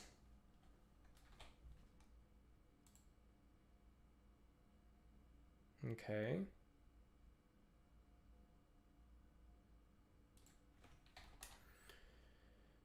Okay. And then we're going to need to lengthen that. Well, not that much.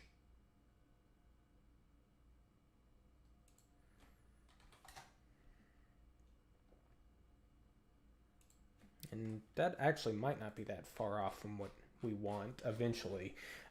So right now we're rotating that facing. When we rotate the tone hole.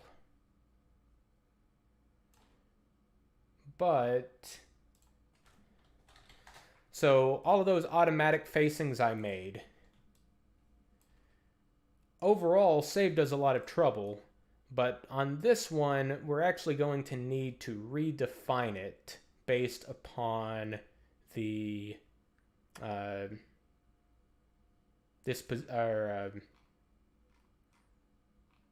because we're rolling it in, because it's going to be in the middle of the boot joint. So before we tweak anything else, let's plug our new thickness into our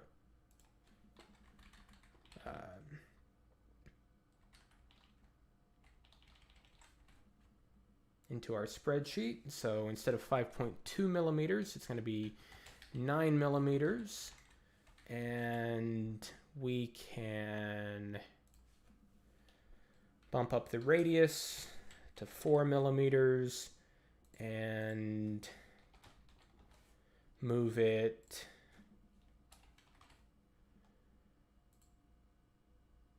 ten millimeters further up the instrument.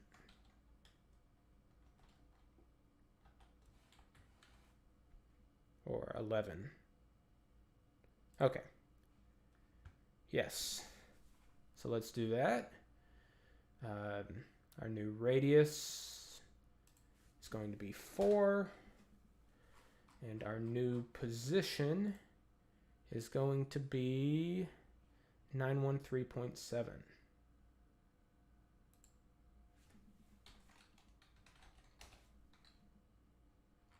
Okay. Done.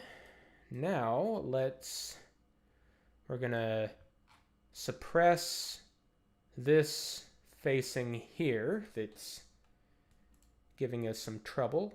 That was the wrong one.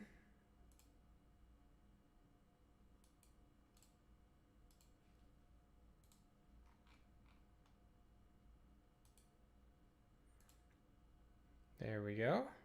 And then suppress the relief.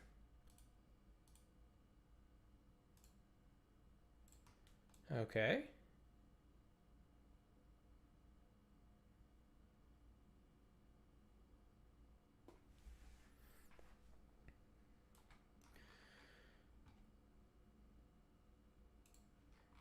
And this is actually not...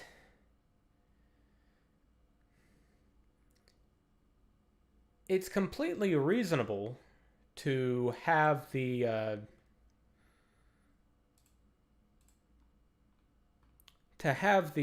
low F tone hole be a thumb key or a thumb hole. In fact, some of the Altoons are like this.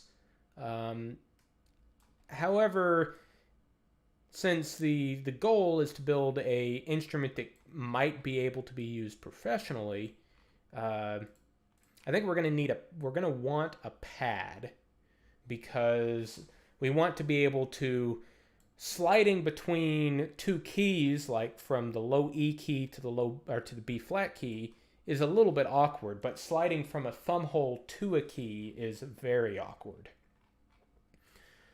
Okay, so we're gonna remake this this facing here. Make that axis.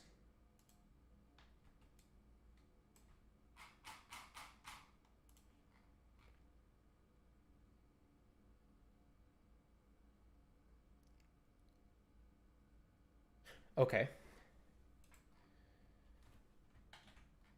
Okay.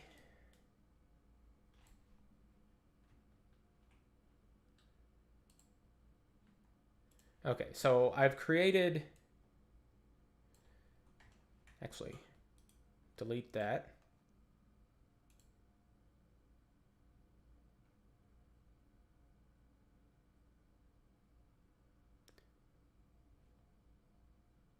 Okay. Sorry, I know I keep saying okay. I'm trying to think through stuff. So I'm going to add a point there.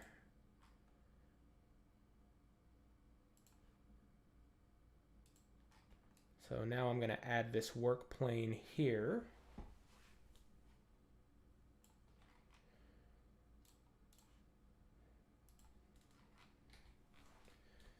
Okay, so now we have... will we see a pickaloon next? Cody asks. Well, we technically have a pickaloon.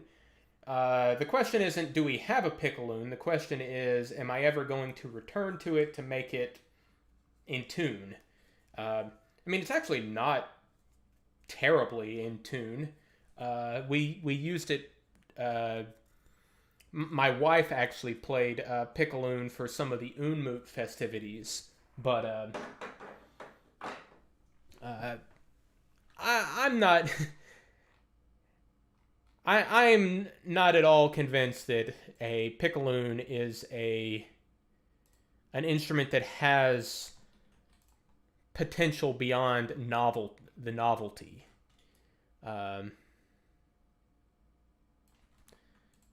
Okay.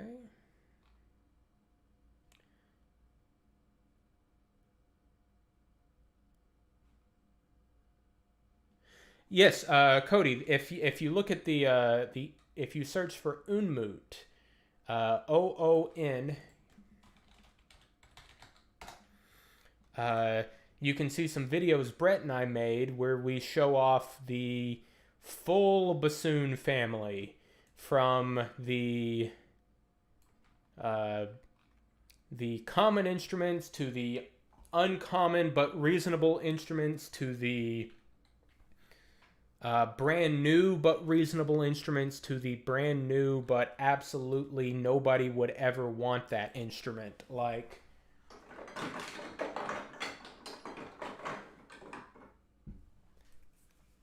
this instrument here, which I've decided to steal a comment from chat and call the Altoon. This is an octave above the piccoloon. Oh, wait, no, sorry, that was the wrong one. This is the Altoon.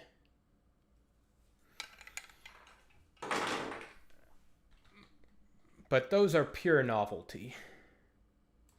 Okay. Back to this. So let's make, so just a reference circle. This is going to be tone hole 12 position times taper times 2. There we go. And I want to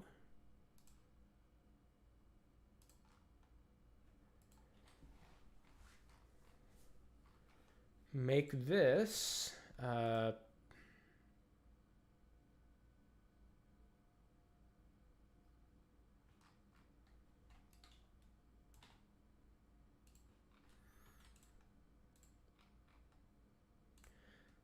so I'm gonna, the facing's going to be rotated. Instead of being rotated with the tone hole, our new facing is going to be perpendicular to the center line of the boot joint. Okay, now for this distance, we're going to say it is tone hole 12 position times taper. So that's the bore radius at that point, and we're going to add to that the length. Okay, so that's the position of our new tone hole facing.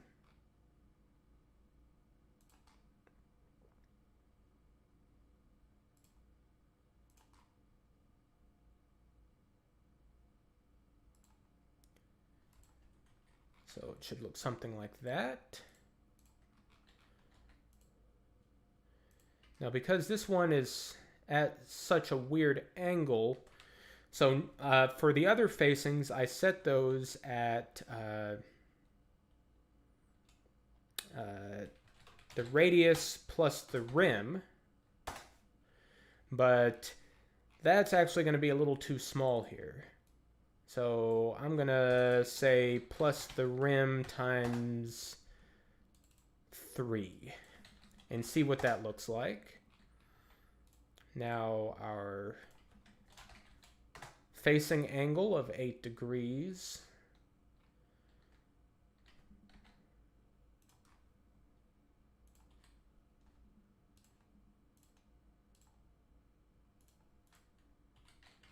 And then our relief angle of 45 degrees. And here we need the pad radius plus the pad clearance. And we're going to have something like that. And we'll just set that to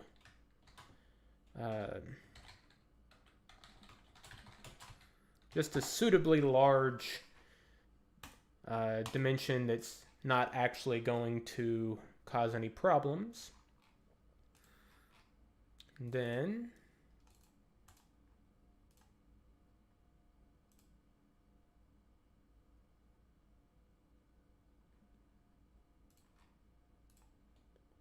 so let's see what that looks like. Okay. That actually looks pretty good.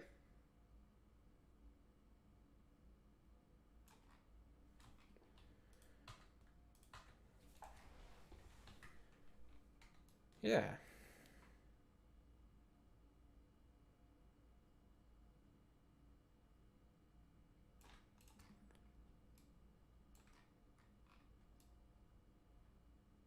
Okay. I know I'm stuck in a loop of saying okay again, but I I think as far as the tone holes are concerned,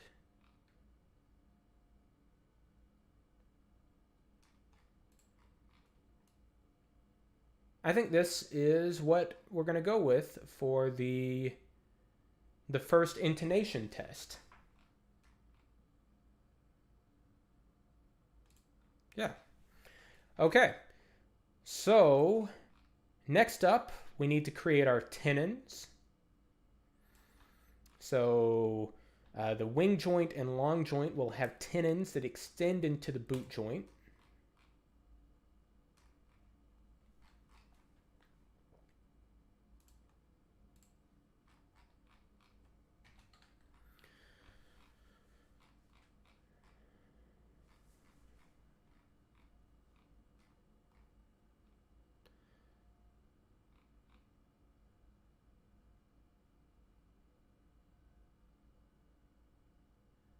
Sorry, just thinking for a second.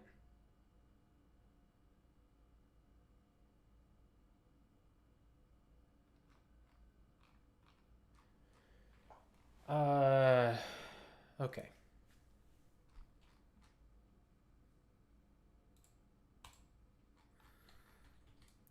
So, project those cut edges. Now I can hide the solid bodies.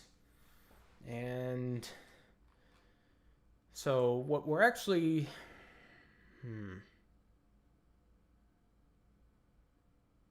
Okay.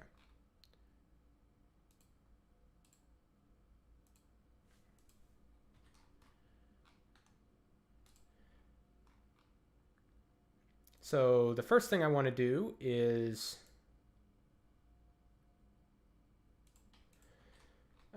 I'm going to create these profiles here, and I'm going to revolve those into a solid, into a surface, and then use that to split the boot joint, and then add the material I removed from the boot joint to the other joints.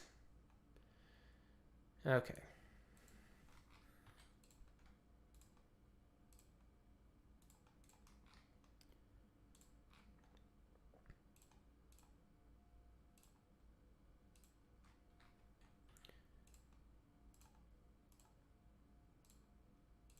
There and there. Then here and here. This line's going to be collinear there. This line's going to be collinear there. Okay.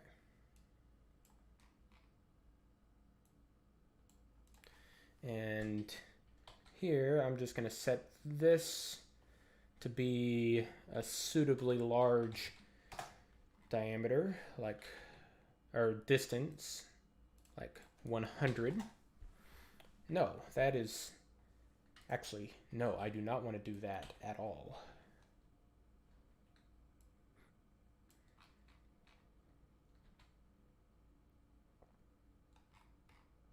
Actually, I just want to set that coincident to the exterior of the instrument.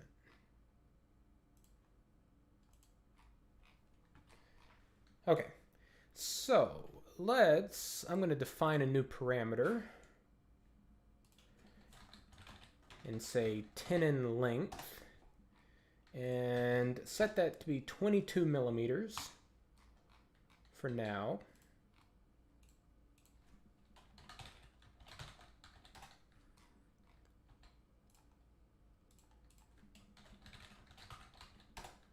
Okay. And another parameter of tenon draft. I'm going to have tapered tenons, at least slightly. And I usually end up doing it as a 0.5, or sorry, a 1 degree taper. And let's add another parameter for tenon clearance. So let's set that to be 0.6. And finally, tenon string for the depth of the pocket that I'm going to be adding string to. Yeah. Okay.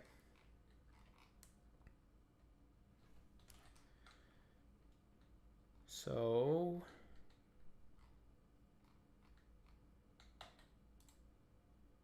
I'm going to set that angle to be 90 minus tenon draft.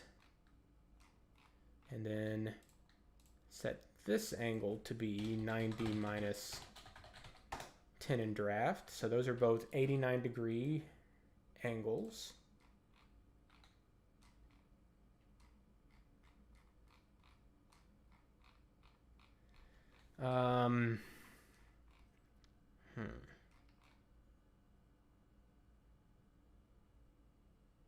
And then what? Let's... I'm going to add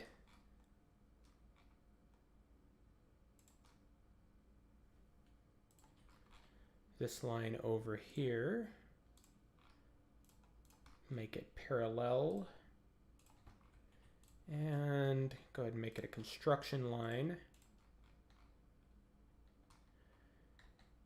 And this is going to be equal to the tenon clear. So 0.6 millimeters.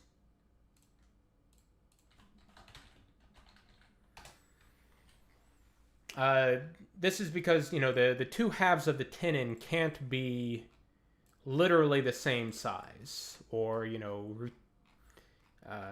there needs to be a little bit of clearance.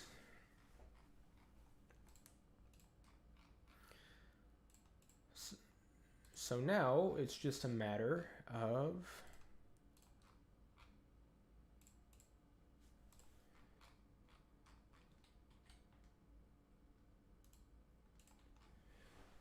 getting these thicknesses correct. So what I usually like to do is draw a circle there, draw a circle there,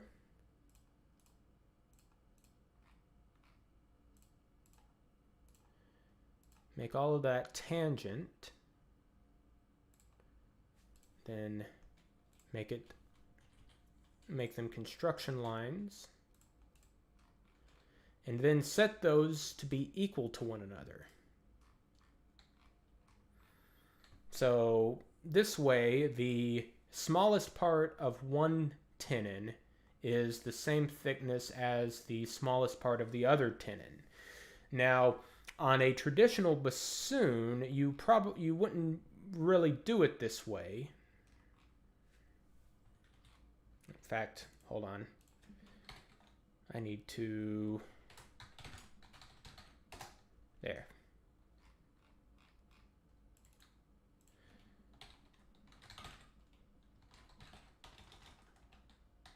On a bassoon, you wouldn't do it this way. Usually you would have one tenon be, or the internal tenon, or the tenon wall would be thicker than the socket wall, because the socket wall is going to be lined with metal. Since I'm going to be 3D printing this, I'm going to set both of them to be the same. And then just, if at some point I were to ever make these out of wood with metal sleeves, I would do that differently.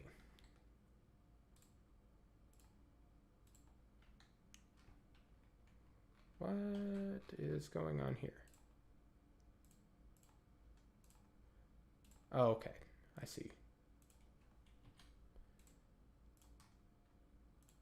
Okay, so here's the lines that we're going to use as a surface to revolve our tenons.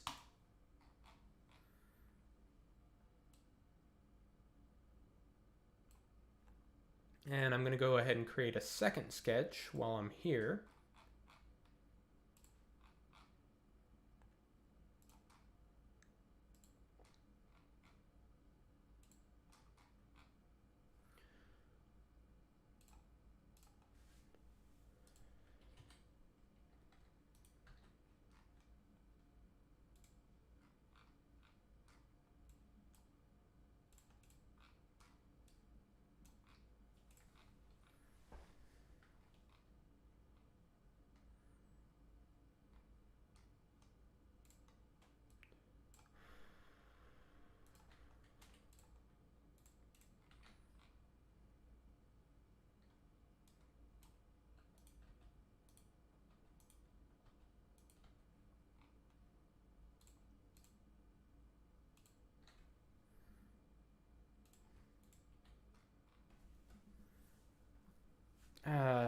No.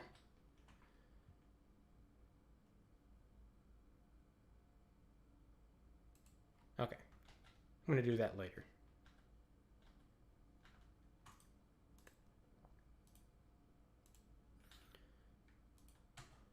Okay. So click this button to switch into surface mode. Revolve that around our ascending axis. Hit apply. Next up, we do that one around our z-axis. Hit apply. Okay. So we have our cutting surfaces. So let's bring up our boot joint again.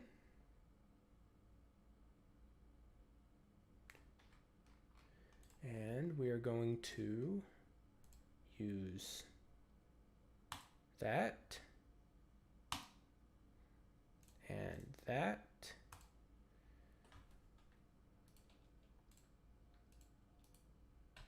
So now we have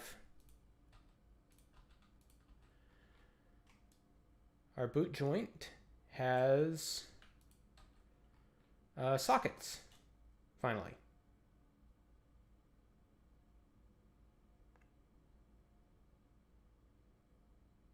Good.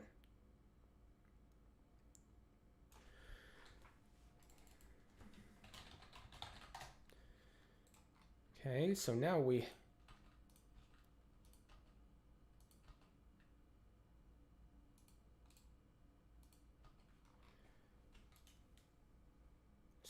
have this tenon that we're going to add to the wing joint. But before we do that, let's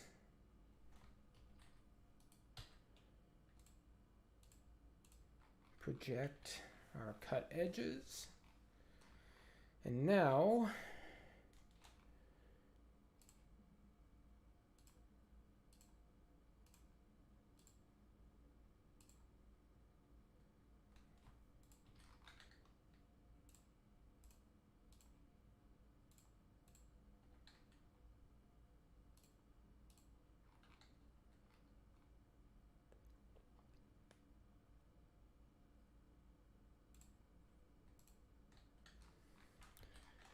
okay. So here is our tenon clearance. Set that. Here is our tenon string depth. Let's define a new parameter of tenon string gap. Set that equal to 2 and 2. Yeah. Okay. So this is just a parameter for the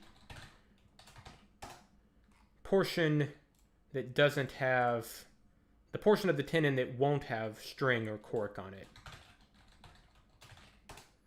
Good. And then finally here, I'm going to set this to, not that, 45 degrees, just so that when I'm printing this, there's support. Okay. Now,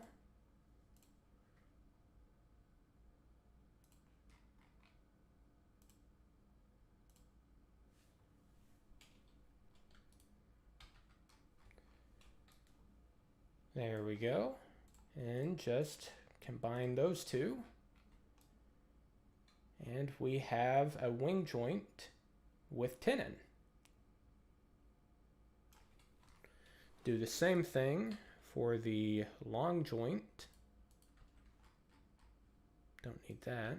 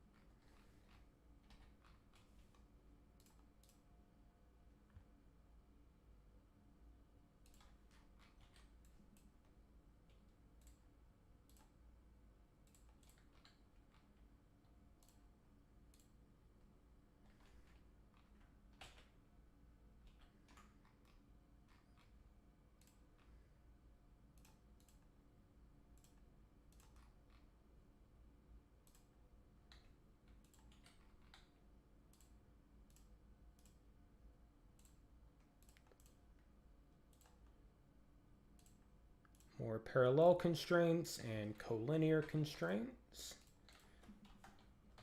Tenon clearance.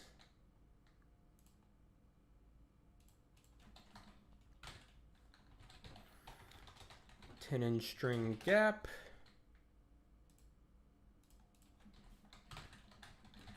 Tenon string. Set this to tenon string gap as well. And set.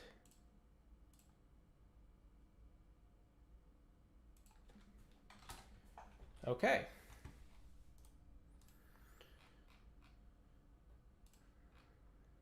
Revolve that to remove material from the tenon. Then merge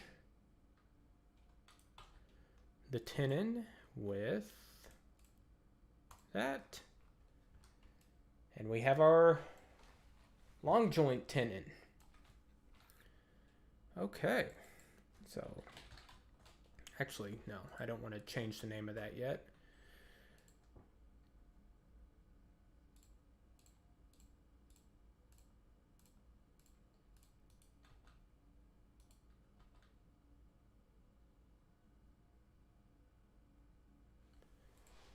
Whew. Okay. I think what I'm going to do is separate out the bell and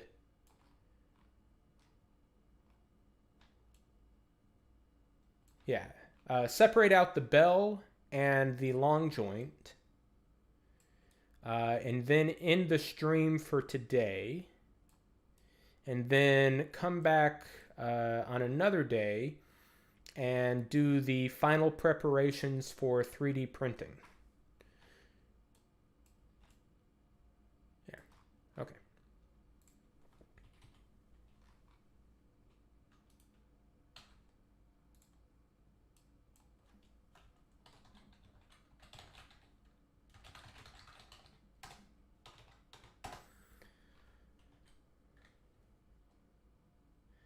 Uh, Targato, the potato cat. Okay, sorry, took me a while to parse potato cat. Uh, so what I that's a good point. What I well here. So what I normally do is I undersize all of the tone holes by a certain amount, and then drill them out by hand to the finished to the intended size. That gives me a little more. Well, it's more reliable. It's more reliably the right size. Um,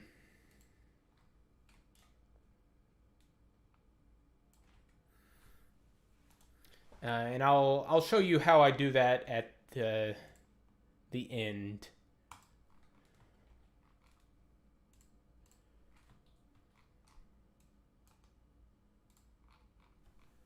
Okay.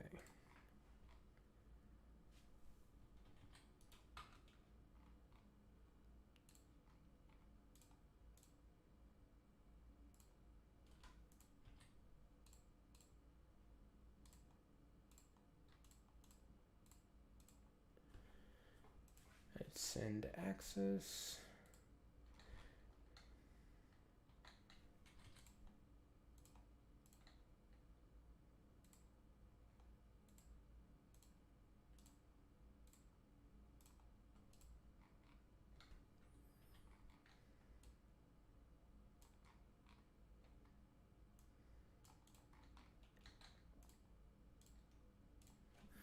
So that's 90 minus 10 in draft, 89 degrees.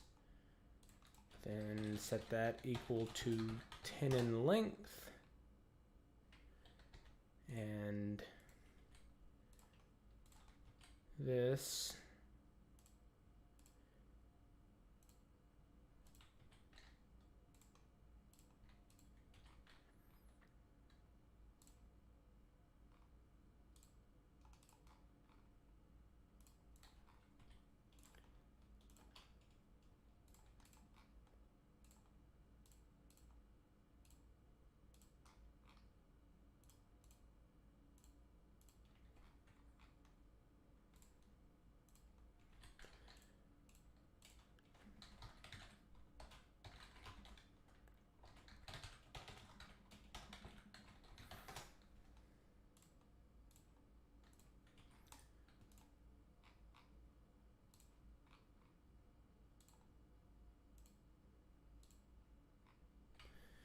then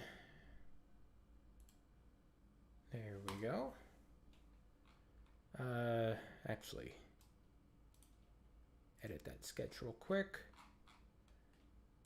Forgot to put a coincident constraint so that this surface goes all the way to the axis. There we go. So now split that, keep both sides. Call this one the long joint and this one the bell joint. Hide the bell joint for a second. What did I do? Oh. Ugh.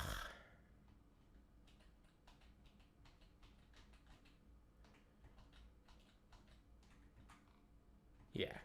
Okay. So that's wrong. need to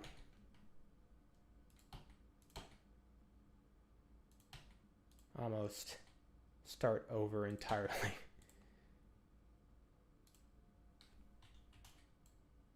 I had the long joint being the socket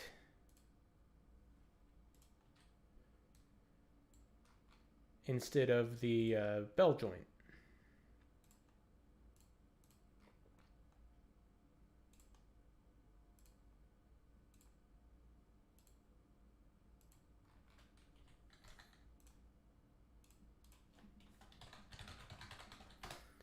Tenon length. There we go. 90 minus tenon draft. And then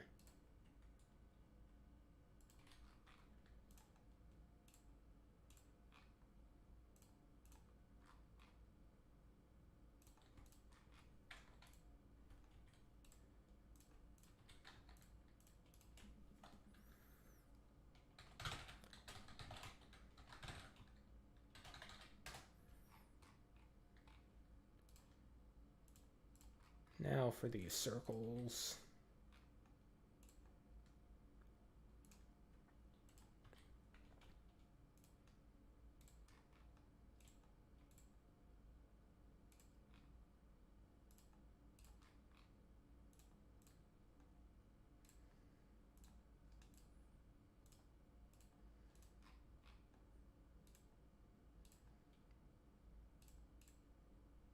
And set those two circles equal. There we go. Now,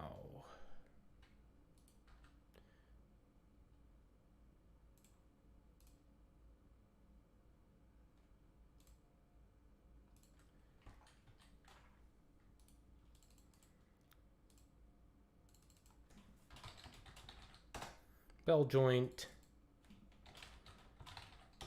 long joint,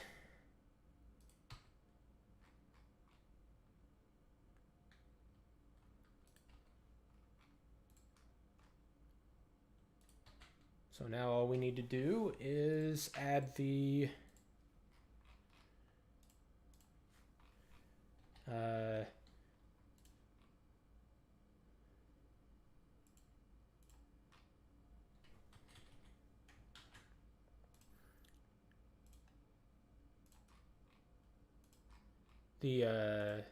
the little pocket for the string.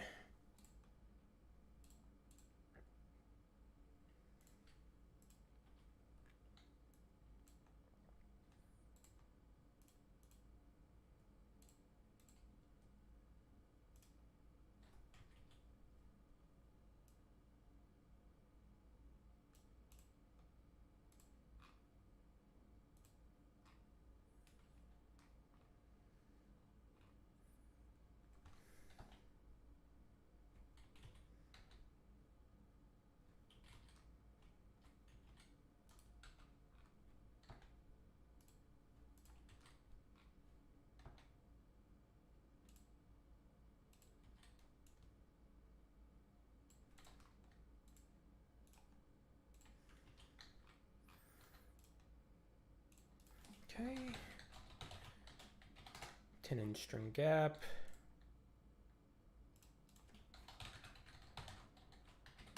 Tenon string gap. This is our tenon clearance.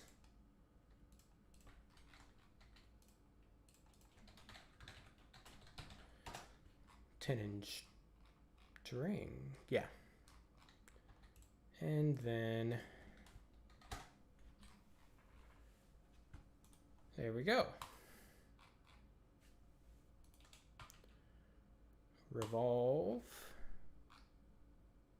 that around our ascending axis as a cut. And we have our long joint tenon. Both of them. Okay.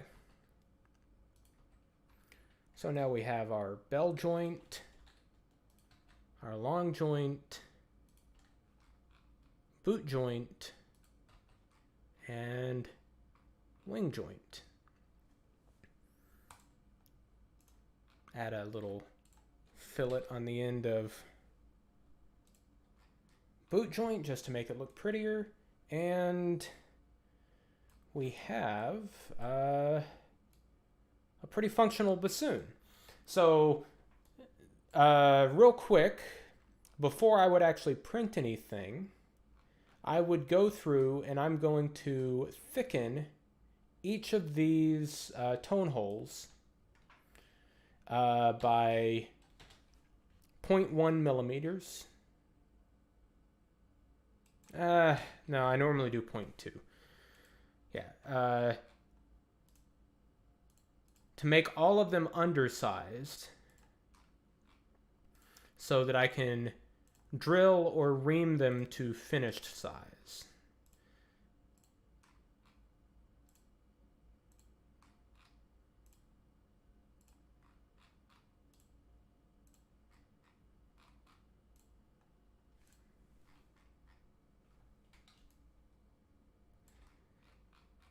And I do this at the end because I want to be able to look at the tone holes,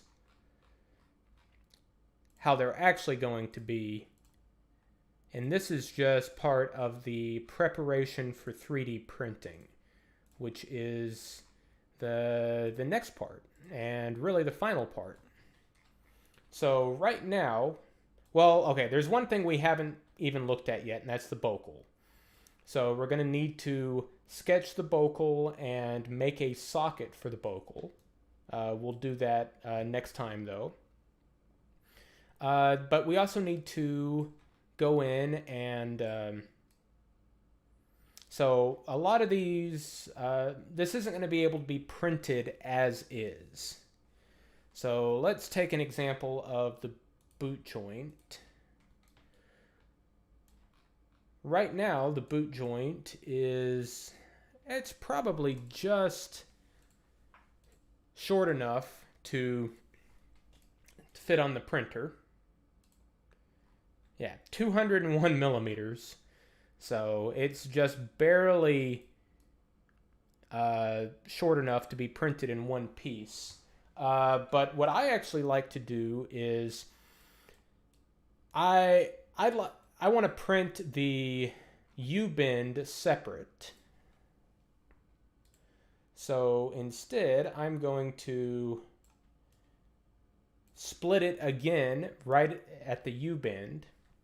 And then I'm going to add alignment pins to so I can assemble the instrument in the correct orientation.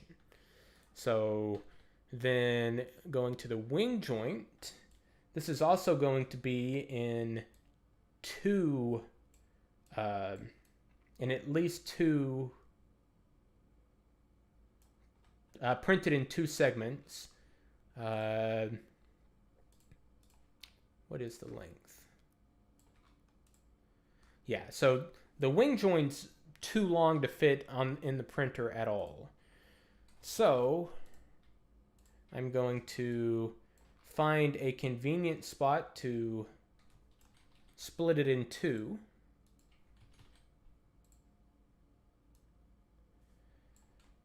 Somewhere where it doesn't, so probably like right around there, because this tone hole angles up and this tone hole angles down. So if I split it between those two tone holes, I'm not going to run into issues with those tone holes. Another option would be right in the middle of that. Sorry about that. Right in the middle of where those two tone holes intersect the bore. Targato, I'll get to your question in just a second. And then I want to print this socket with this. I want to print 1/2 with the socket on top. That way I don't have to print a whole bunch of support material here. and print the other one with the, print one with the tenon on top and print the other with the socket on top. That way I don't have to deal with supports. So print it with the thicker part on the print bed. The long joint is going to be at least two pieces, I suspect. I mean, well, yes, it will be two pieces because it's going to be like 280 millimeters long or something, right? 275.5.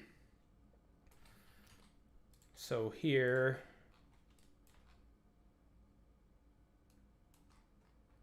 I would probably put the division right there, just on the other side of the low C tone hole. And then the bell, likewise, I believe is going to need to be to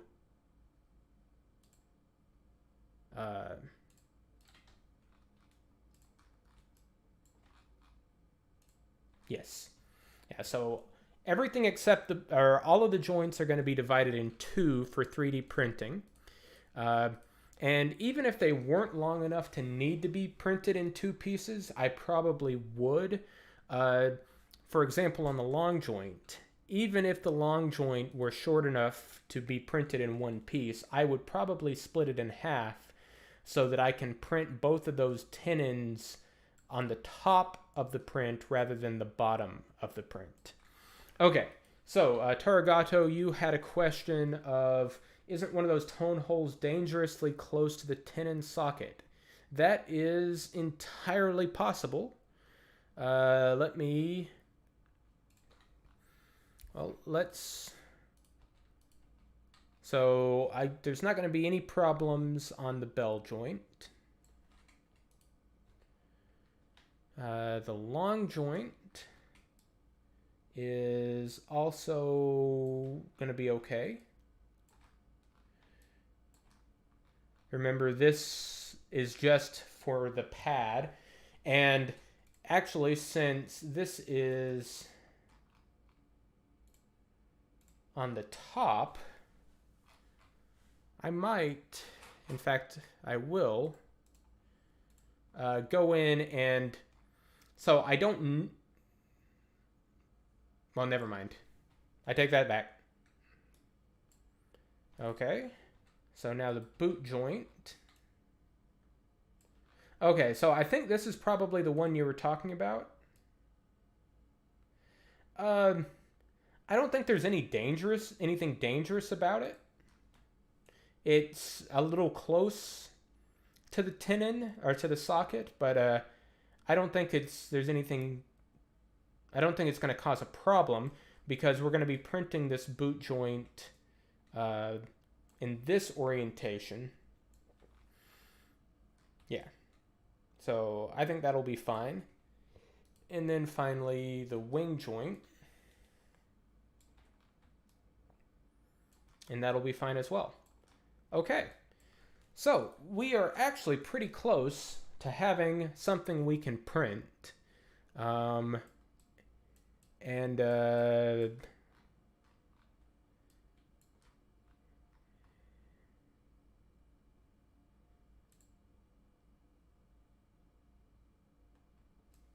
Yeah.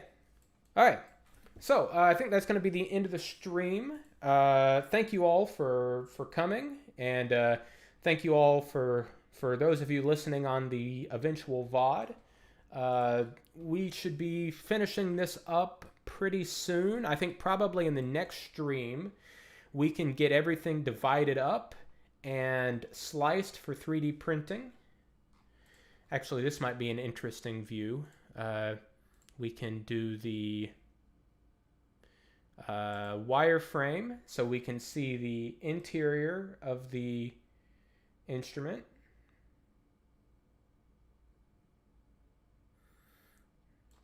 And then we are going to, okay, get everything divided up, get the bocal modeled, So we'll be modeling a plastic bocal, at least for the time being.